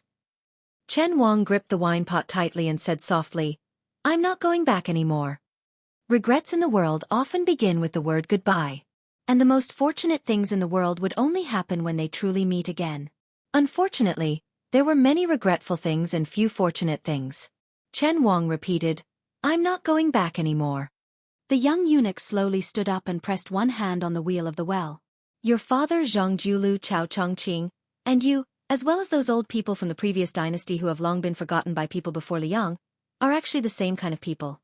I don't like any of you, but if I ask myself honestly, the reason I don't like you is that I envy you." The young eunuch fell into reminiscence. A few years after Liang was founded, the diligent room that taught the children of the Zhao family existed for a few years. A long time ago, I admired scholars very much, so I often went there to listen to the sound of reading. I've forgotten a lot of the content, but I don't know why, but I still remember some of it. The wind and rain are bleak, the wind and rain are whistling, the wind and rain are gloomy, seeing the gentleman. Seeing the gentleman. After the young eunuch came back to his senses, he looked down at the young king who was still sitting on the well and said with a smile, "In my heart, Chao Chongqing and the others are gentlemen, and so are you. So whether you live or die, I'm very happy." The rain on the street was getting heavier and heavier, and the young eunuch's smile was getting thicker. Perhaps being regarded as a gentleman by an unknown eunuch is not something to be happy about, right? Su Fengnian stood up. "Of course, being regarded as a gentleman is something to be happy about. But seeing you, I'm not happy." The young eunuch smiled and said, "If you're not happy, let's fight." Su Fengnian smiled and replied, "That's exactly what I want. It's better not to talk about things that can be solved with fists. If we can't fight, we can sit down and continue to reason." The young eunuch praised, "No wonder you said that your skin is thick. I've seen it." Su Fengnian raised his head and looked at the gray sky. Someone once taught me that walking the Jianghu, one must be thick-skinned to be popular. At this moment, Fan Xiaochai in the distance seemed to be unable to bear being reduced to a spectator. She slowly unsheathed the cold knife at her waist and began to run madly in the rain. Mei Fengjie could not stop her. If one took a closer look, they would notice that Fan Xiaochai's clothes were dripping with rainwater. Although it seemed light, Fan Xiaochai's body was originally leaning forward, but after a dozen steps, it was as if a mountain was pressing down on him. He was forced to bend his back and charge forward. On this street, every drop of rain represented a true meaning. Bit by bit, blood began to flow out of Fan Xiaochai's 7 orifices, but this stubborn woman continued to charge madly forward. Every step she took made the ground more and more oppressive and stagnant. With his back to Fan Xiaochai, Su Fengnian casually waved his sleeve, and she was immediately sent flying backward and crashed into a wall. Her back was pressed against the wall, and some of the blood and rain slid down. Mei Fengjie turned back to look at Fan Xiaochai, who had returned. His eyes were filled with helplessness and fear. The young eunuch stretched out his arm and opened his palm. All the raindrops that fell on his palm did not turn into rain. Instead, they bounced up one by one. They did not bounce up in a straight line either, but instead flew in an arc and finally gathered into a circle. The young eunuch smiled. "I'm actually not very good at fighting, but I've never lost." This time, Su Fengnian directly pressed his left hand against the cold knife at his waist. "I'm not as old as you, but I've definitely fought more than you. And I have never died." Having never lost, of course there was a domineering aura in the ordinary. Having never died, on the other hand, sounded like a joke, but it was absolutely impossible to laugh. On a small street, there were 2 land immortals. One was the youngest, and the other was the oldest. Because of the difference in age, there was a difference of several hundred years. The wind and rain were dark, and a gentleman could be seen. But they still had to fight. The old eunuch could not help but have the urge to curse. Didn't they say that gentlemen use their words and not their fists? Chapter 1846. The rain was as soft as silk, like a graceful beauty slowly weaving a bead curtain. The navy blue ball of water in the young eunuch's hand was suspended in the air, rising and falling slightly. Lightning flashed faintly, as if a fire dragon was swimming. Su Fengnian's pupils constricted as he gripped the hilt of his blade. Thunder! Was there anyone in the world who could wield thunder? But it was not strange for this eunuch, who was skilled at retaining his youthful appearance. At this moment, the young eunuch no longer had his previous gentle aura. Facing Su Fengnian, who was standing 5 feet away, his face was solemn and his eyes were as black as ink. It was like a flood dragon looking at a python. There was both disdain and contempt in his eyes, but it also contained a thunderous rage. Before this, when the 2 of them were discussing Tao from the bottom of a well, the young eunuch did not seem like a martial grandmaster who could make Jianghu tremble with a stomp of his foot. Instead, he seemed like a young private tutor. He was serious, rigid, and antisocial. But when he talked and acted with those he liked, he could be described as a modest gentleman with a restrained edge. But the more this kind of person was abnormal, the more terrifying it was. It was like when Wang Xianji, who claimed to be the second in the world, suddenly declared that he would be the first. In those 60 years, naturally, whoever stood in his way would die. Perhaps all the heroes of Jianghu, including Dong Tai and Chao Chongqing, who would shine brightly in the future, would die early. Another example was when Hong Shixiang, after leaving the mountain, really became angry. What would happen? It would be unimaginable. Perhaps Su Fengnian, who was determined to kill, could be counted. So, Hong Jingyan died right under Tuoba's nose. The Liang eunuch in front of him, whose name was unknown, was exactly like this. His 5 fingers slightly contracted, and the thunder in his hand instantly seeped into his palm and disappeared. But his entire arm suddenly showed the strange scene of a fire dragon lingering around. The young eunuch breathed slowly. 7 thin white breaths faintly came in and out of his 7 orifices. On his white jade-like face, it was like 7 white snakes were hanging upside down. At the same time, Su Fengnian had not only unsheathed his sword, but his body also spun forward in an instant. His feet left the ground, his sleeves fluttering, he simply chopped at the young eunuch. The latter only raised the arm that had swallowed a heavenly thunder and clamped the cold saber that contained Su Fengnian's abundant divine will between 2 fingers. 2 fingers pinched the white rainbow. Between his fingers, Sparks of electricity sputtered wildly, illuminating the young eunuch's face. Su Fengnian, who seemed to have opened the heavenly eye between his eyebrows, silently chanted, "Open shoe style." The tip of the blade that was pointed at the young eunuch's forehead suddenly released a stream of vigorous energy that was as thick as an arm.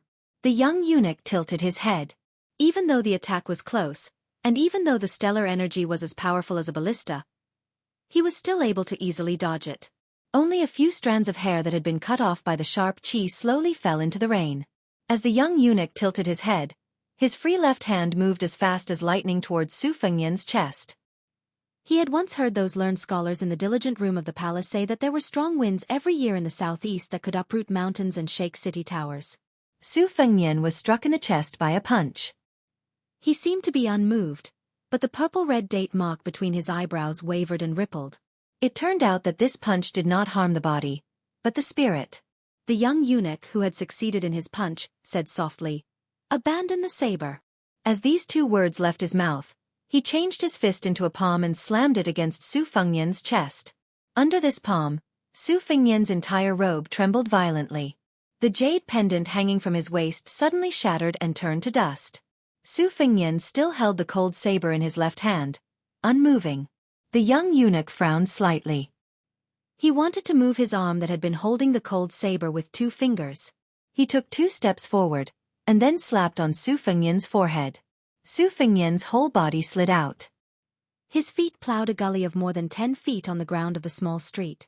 It was just that the farther he was from the young eunuch, the shallower the gully became. The rain behind Su Fengnian was squeezed by the majestic chi, hanging slanted and clearly visible. Su Fengnian took 1 step back and 1 step forward to stabilize his body. His feet gently stepped on the surface of the bluestone street, like 2 lotus flowers on a pond. The young eunuch was slightly surprised, but then he felt relieved. The young king still pulled out the cold saber made of ordinary material from between his 2 fingers. Tonight's battle in the rain between the two was a battle of wills between people of high cultivation realms. Whether one had a weapon or not was not the key to victory or defeat. Moreover, this cold saber was not a divine weapon.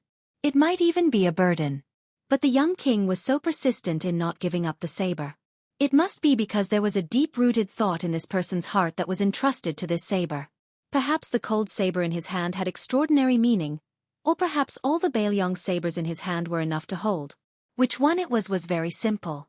He just needed to break the cold saber in his hand to identify it. The young eunuch raised his arm and waved it casually. The raindrops connected into a line, and finally condensed into a 3-foot-long sword of will. Su Fengnian, who had learned all of Li Chuangong's essence, was no stranger to borrowing swords. On the contrary, it was the Grand Master who was most familiar with this matter in Jianghu. If Su Fengnian claimed to be second, perhaps even the peach blossom sword god Dong Tai, who had achieved Dao through swordsmanship, would be embarrassed to claim to be first. But at this moment, when Su Fengnian saw this scene, it was as if a strange scene that he had never seen before unfolded in front of him. Chapter 1847. This was not necessarily because the young eunuch was of a higher level. Both sides were celestial beings, and there was no difference in strength. But the young eunuch's actions were extraordinarily bold. Even though they were enemies, they had to admire him from the bottom of their hearts. If one were to say that the old man's method of borrowing a sword, whether it was borrowing a real sword from another person or borrowing sword intent from the world, it had the presence that Li Chungang could return it if he wanted to, and not return it if he wanted to. Even the heavens could not do anything to him. Then this young eunuch had taken a different path. He did not fight with the heavens and the earth, and only created for himself between the heavens and the earth. This was like how Li Chungang could not do it, but his talent was too great, so he was very lazy. But the young eunuch was diligent. The rain around Su Fengnian seemed to pause for a moment, and then his figure flashed away. The young eunuch closed his eyes and listened to the sound of the rain. Then he casually swung his sword behind him. The 3 feet of rain disappeared after the swing of the sword. The young eunuch drew another sword from the rain, this time to the side of his left hand. One sword after another. The rain did not lessen, and the rain did not stop. The young eunuch had already swung the 3-foot sword 60 times. Su Fengnian still did not appear. If not for the fact that the young eunuch had not stopped swinging his sword in all directions, Fan Shaochai and Mei Fengjie might have thought that the young king had left the street. The young eunuch had a relaxed expression, and still had the energy to speak as he swung his sword. In my mind, other than Lu Dongxian, whose existence represents the peak of the world, Gao Shulu, Li Chungang, and Wang Xianji are invincible when they are at their peak. They are not always invincible. For example, when Li Chungang returned to the Jianghu, when he was on the banks of the Guangling River, and when Wang Xianji was in Martial Emperor City of the Eastern Sea and not in Beiliang, even if I was in Great Peace City, I was not a match for them. I fear that only Ancestor Lu could match them, and the two sides would fight to their heart's content, each with a chance of victory. As for you, Su Fengnian, in the end, you are still lacking. In fact, as long as you don't abandon your previous life, you can also reach that height. It's just that you don't want to live under someone else's roof, so you destroyed your own destiny. Otherwise, who would be able to stop Su Fengnian from doing as he pleased? How difficult would it be to kill Emperor Zhao Zhuan and then live a carefree life in the martial world? Whether or not Beiliang can stop Beimang's million-strong cavalry has nothing to do with you enjoying the Emperorian sorrow for getting all by yourself.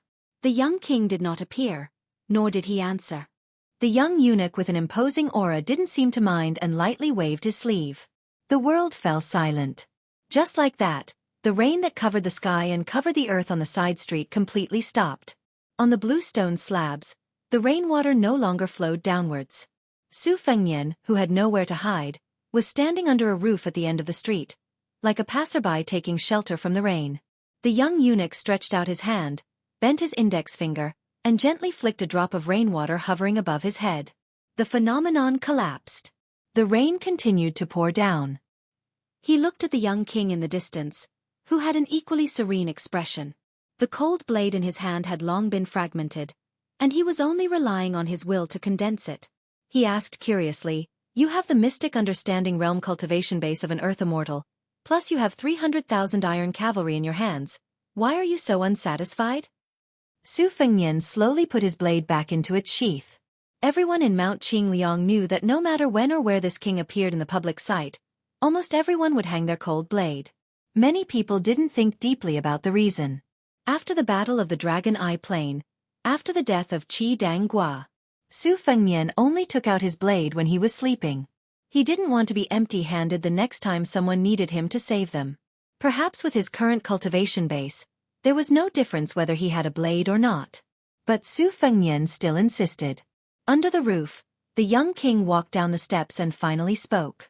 "People live in this world, and do everything according to their heart's will. How is it different from the heartless plants that grow in the sun? You don't feel proud for the people you care about, and you don't live so happily. It seems sullen, but isn't it a kind of happiness? At least there are people who are worth your sacrifice. Zhang Julu is for the common people, Chao Chongqing is for the woman in his heart, my master Li Yishan is for the people of Beiliang, Su Xiao is for the children." Su Fengnian finally asked with a smile, "Do you have them?" The young eunuch's face changed slightly, and his eyes were cold. He stomped his feet and said in a deep voice, "Come out of the dragon." In the well, a water dragon as thick as the mouth of the well crazily rushed out. It went straight to Su Fengnian. The young eunuch, who was most familiar with the operation of heaven and earth, knew it best. Ancestor Lu was still young when he reincarnated, Wang Xianji had already ascended, and Li Chungang had become a thing of the past. Now Su Fengnian was far from returning to the peak, so he was the real first person in the world. It was absolutely not like what Su Fengnian joked that a child eating sugar-coated haws on the street could become his opponent. His enemy was only in the sky, not in the world. Su Fengnian lowered his head and glanced at the cold blade on his waist. He took a breath, squatted down, and put his palm on the street. He closed his eyes and didn't know why. Then he stood up, and Su Fengnian began to run forward. The rain splashed, and lotus flowers bloomed with every step. The young eunuch suddenly shouted angrily, "Su Fengnian, how dare you?" Su Fengnian went forward. Behind him, there was a cavalry, armored horses, and Beiliang heroes. Although they were dead, their souls were still there. You want to use the fate of Zhao to reduce Beiliang's fate? Then come.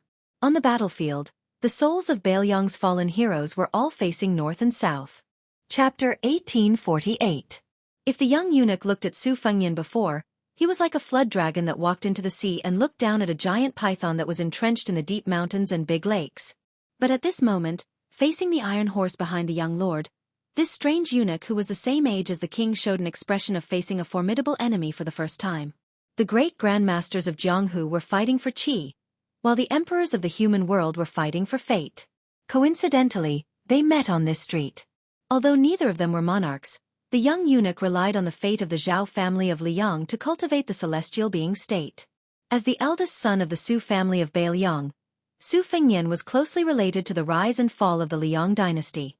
Therefore both sides had both. The street leading to Rui Courier Station was north-south. At this time, Fan Shaochai and Mi Fengjie were standing at the end of the street. The young eunuch stood beside the well at the intersection. Chen Wang and Su Beiji were standing at the entrance of the station. They could only vaguely see the young eunuch's figure through the gloomy rain.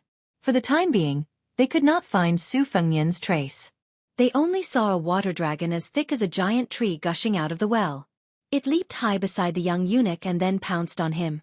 The dragon's body was so long that it seemed to have no end. Su Beiji asked with a smile, "Green dragon out of water? What's the relationship between this eunuch and the cat Han Shengxian?" Chen Wang frowned and pondered. He did not speak. Su Beiji slowly got up, closed his eyes and opened them repeatedly. He murmured, "This world is a bit strange." Chen Wang said softly, "Taoism and Buddhism have been known as Fengzhang since ancient times. It is said that the land of Fengzhang was divided into the 3 pure holy lands and the Western Buddhist kingdom.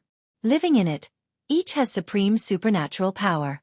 Like a general in the battlefield, they can predict the enemy's moves and have the advantage of time and place." Su Beiji said worriedly, "According to what you said, the guy surnamed Su is obviously in his own territory, but the eunuch took away his advantage?" Chen Wang did not answer the question. The small street is not a suitable place for a large group of warhorses to gallop. Why are there such dense and heavy hoofbeats? Su Beiji stood up and looked up. "Don't misunderstand. That fellow surnamed Su wouldn't go so far as to scheme against you, much less mobilize the Yuzhou cavalry. Besides, would martial arts grandmasters at mystical realm like them need the help of the world's cavalry? It's meaningless." Chen Wang nodded. On the small street, just as Su Fengnian was about to collide with the water dragon, the young eunuch with a gloomy expression sighed and reached out his hand. For some reason, he pressed down on the wheel of the well. In the blink of an eye, there was no more rain between heaven and earth. The originally dark sky seemed to have cleared up a little, as if time had reversed. Su Beiji realized that he was still sitting on the doorstep. Chen Wang shook the wine pot in his hand. He had clearly finished the green ant wine, but there was still half a pot left. Mei Fengjie's face was blank. Fan Shaochai lowered his head and looked. His clothes were intact and undamaged. The old eunuch, Zhao Siku, stood at the end of the street, completely confused. Su Fengnian had unknowingly returned to his seat on the well. It was as if he had never stood up and had never engaged in a fierce battle with the young eunuch in the rain. As the old saying goes, the thunder is loud but the rain is small. This time, it was simply loud thunder but no rain. But in reality, that was not the case. For example, the cold blade at Su Fengnian's waist was indeed in pieces. The young eunuch's expression was complicated as he snorted coldly. Su Fengnian smiled. "I knew you wouldn't dare to fight with your life on the line." The young eunuch was puzzled. "When did you know that all of this was in my spiritual sense?" Su Fengnian raised his head to look at the sky and sighed. "When it was raining, I sensed that something was wrong. When I truly understood it, it was when I grabbed a handful of rainwater from the street." The young eunuch said with a stern expression, "You were heavily injured by Tuoba. When I fought with you, I naturally would not take advantage of you. In this curtain of rain, no matter how desperate the battle was, in the end, you would only exhaust your spiritual sense and would not truly harm your body." Su Fengnian did not speak. He turned his head to look at the Liang eunuch, who was slowly moving his hand away from the wheel, and smiled playfully. The young eunuch laughed coldly. "The young emperor did not instruct me to fight to the death with you. Although he is the ruler of a country, he still does not have the right. I also do not have such boring thoughts." Su Fengnian stood up and nodded. "At this moment, even if I extended my neck to Great Peace City for Zhao Zhuan to chop, he would not dare to kill me." The young eunuch was slightly angry. "If that is the case, why do you still control the remnant souls of the Bailiang heroes who died in battle? What, are you flaunting your power to me?" Su Fengnian said coolly, If I did not do this, ask yourself, what would happen in the future? If Bailiang lost, everything would be over. The fate of the Su family that affected the Zhao family would no longer exist. Then, regardless of whether I died on the battlefield of Liangmang outside the pass, you would most likely have to leave Great Peace City again to pull out the weeds by the roots. If you were lucky enough to win, no matter if it was the Liang dragon chair or not, you would not be able to eat or sleep in peace. How could you allow someone else to sleep beside you? You would definitely kill me, Su Fengnian, as soon as possible. The young eunuch said in surprise. If that is the case, then you should not have put your trump cards on the table. You and I both know that in Great Peace City, you cannot win against me, so you cannot kill the Zhao Emperor. In Bailiang, I cannot win against you. Once I leave the city, your chances of victory will be greater. Why make me wary? Once I die, there will be no one else in this world who can become the person you hate to win. At that time, won't you be able to do as you please and truly do as you wish? Su Fengnian's smile was bright as he gave an inexplicable answer. Since I see a gentleman. The young eunuch laughed. I see you, Su Fengnian, Zhang Julu, Chao Chongqing, and the others as gentlemen. Do you really treat people with such sincerity? Su Fengnian shook his head and repeated, Since I see a gentleman. The young eunuch was puzzled at first and then understood. When I see you, Su Fengnian, I see a gentleman. When you, Su Fengnian, see me, you see a gentleman. The friendship between gentlemen, the competition between gentlemen, will not change one's original intentions because of the identity of friend or foe. This was the original intention, and also the foundation of some people. Bailiang guarded the northwest gates. Their original intentions were not for the Liang imperial court or the people of the Central Plains. Then, regardless of how the Liang imperial court that had truly received Bailiang's favor made things difficult for them and how the Central Plains ignored them, how could Bailiang change its original intentions because of this? The young eunuch said self-mockingly, I am a eunuch who is your natural enemy. Can I become the gentleman in your heart? Su Fengnian habitually put his hands in his sleeves and said softly, Those who can agree with me are people of the same path. In my opinion, a person is limited by one's background, knowledge, and camp, so their understanding is naturally different. However, there are some bottom lines in the world that are the same. For example, even if you are doing evil things, you should understand that you are not doing things with a clear conscience. For example, someone who has experienced hardships and tribulations and feels that the world is unfair, but he should not vent his anger on everyone in the world. Plants grow towards the sun, which is the natural law, and there is nothing wrong with it. However, people who stand between the heavens and the earth have to follow the rules of the world. The Confucian school proposes strict etiquette, which is both confinement and a shortcut. The young eunuch nodded and said, In the final analysis, it is the 3 words reason. The Confucian sage once said, Follow your heart's desire and do not violate the rules. Isn't that a true meaning of following one's heart? I once read Lu Zu's article in the palace that advocated the integration of the 3 religions, as well as the works of the Confucian sages and the teachings of the other 2 religions. The roots of Confucianism, Buddhism, and Taoism are actually different roads leading to the same goal. The young eunuch suddenly laughed and said, I never expected to talk about these empty principles with an enemy vassal king like you. Su Fengnian also laughed and said, If Bailiang is lucky enough to defeat Bei Mang, I am afraid that we will meet again in the future. The young eunuch sighed and said, I hope it is only a matter of victory and defeat, and not a matter of life and death. Su Fengnian sighed and said, In fact, I envy those who are willing to be reasonable and follow their wishes. The young eunuch smiled and said, Is there really such a person? Su Fengnian nodded and said, Yes, there is. Bailiang's Lu Jinu. Ji Province's Wei Jingtang. Unfortunately, they are all dead. Chapter 1849. The eastern exit of Miyun Mountain Pass suddenly contracted. It was as slender as a woman's waist. Xie Shibian relied on this type of geographical advantage to stop wave after wave of crazy attacks from the northern Mang cavalry. The 500 Death Elite cavalry from the Longxiang army had already been completely wiped out. Along with the 1200 Death cavalry from Zhongtan who had charged out of the pass, the corpses of both sides and the warhorses were piled up at the exit, forming a 5-foot-tall natural short wall. The corpses of both men and horses were stacked on top of each other. Fresh blood flowed out, making the scene look slippery and sinister. This was probably the most unique horse-blocking formation in the history of war. Regardless of victory or defeat, This battle would definitely be recorded in the annals of history. The cavalry of Feng Xiang and Lin Yao on the left and right had originally suffered slightly lighter losses. However, as the corpse wall continued to pile up, the endless stream of Beimang cavalry had no choice but to give up on breaking through from the front and turn to the left and right in an attempt to break through for the main force behind. If it weren't for the fact that Xie Shi had received all of the crossbows from Chao Wei's 10,000 cavalry, the support horses would have been able to shoot down the Beimang cavalry that had charged out of Miyun Pass. If it weren't for the fact that Xie Shi had received all of the crossbows from Chao Wei's 10,000 cavalry, and had enough arrows to shoot down the Beimang cavalry that had charged out of Miyun Pass, the fearless Zhongtan elite cavalry would have already opened the door. Once the Beimang cavalry formed a complete front line outside the pass and allowed the Zhong family elite cavalry to act as the arrowhead to break through the formation, it would definitely be a massacre without any suspense. Xie Shi's cavalry came from a variety of sources. Their overall strength wasn't outstanding in Liuzhou, and couldn't be compared to Chao Wei's cavalry formed by Liangzhou's border cavalry.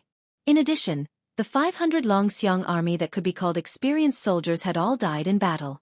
This made Xie Shi's life hanging by a thread.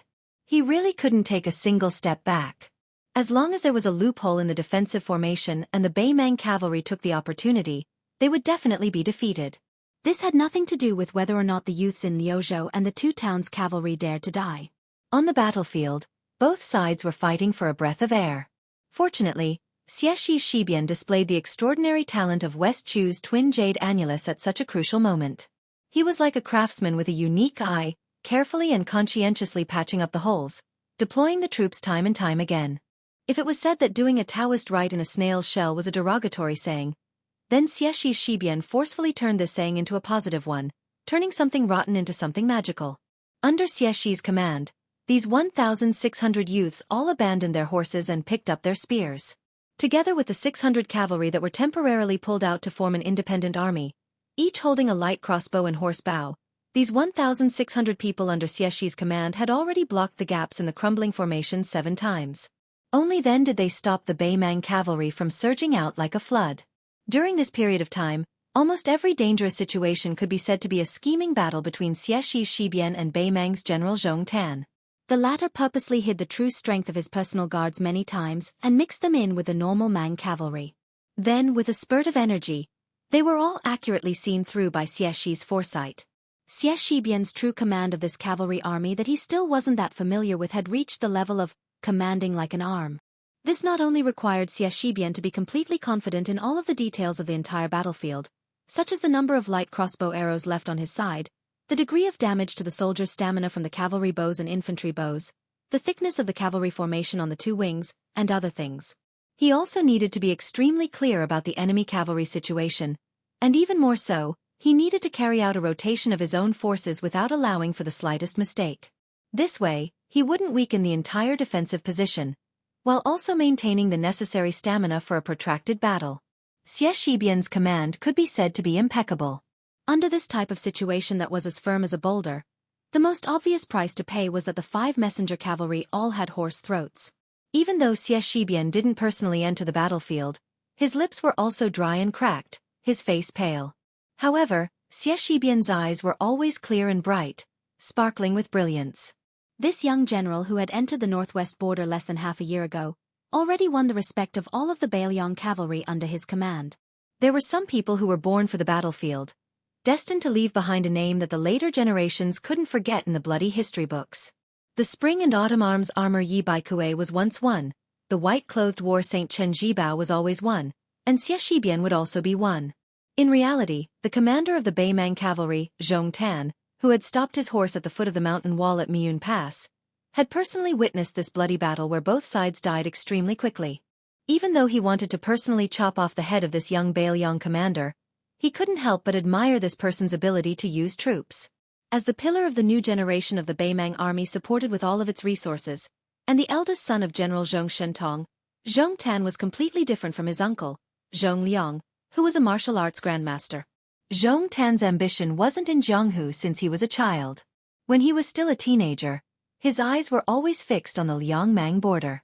Time and time again, he would read the map of the 2 countries' border situation on the table with his father. The arrogant and conceited Zhong Shentong once confided to the young Zhong Tan that on the Liang-Mang battlefield, Although Baelyong's Yan Wenluan or our dynasty's Yang Yuanzan were fully deserving great generals who could take charge of an area, compared to people like Chen Jibao, Dong Zhuo, and Chu Lushan, they were still a bit inferior. To determine whether a general could become the pillar of a country, it depended on two things. The first was to be able to attack and defend as he wished in a specific battle, using troops without any loopholes. The second was to be able to reach the height of having more troops in a battle that would determine the survival of a country. Under the premise that the battle strength was equal, having 1,000 soldiers could kill 1,500 enemies, having 100,000 armored soldiers could kill 200,000 enemies. When one had 1,000,000 cavalrymen, that would be the time to rule the world.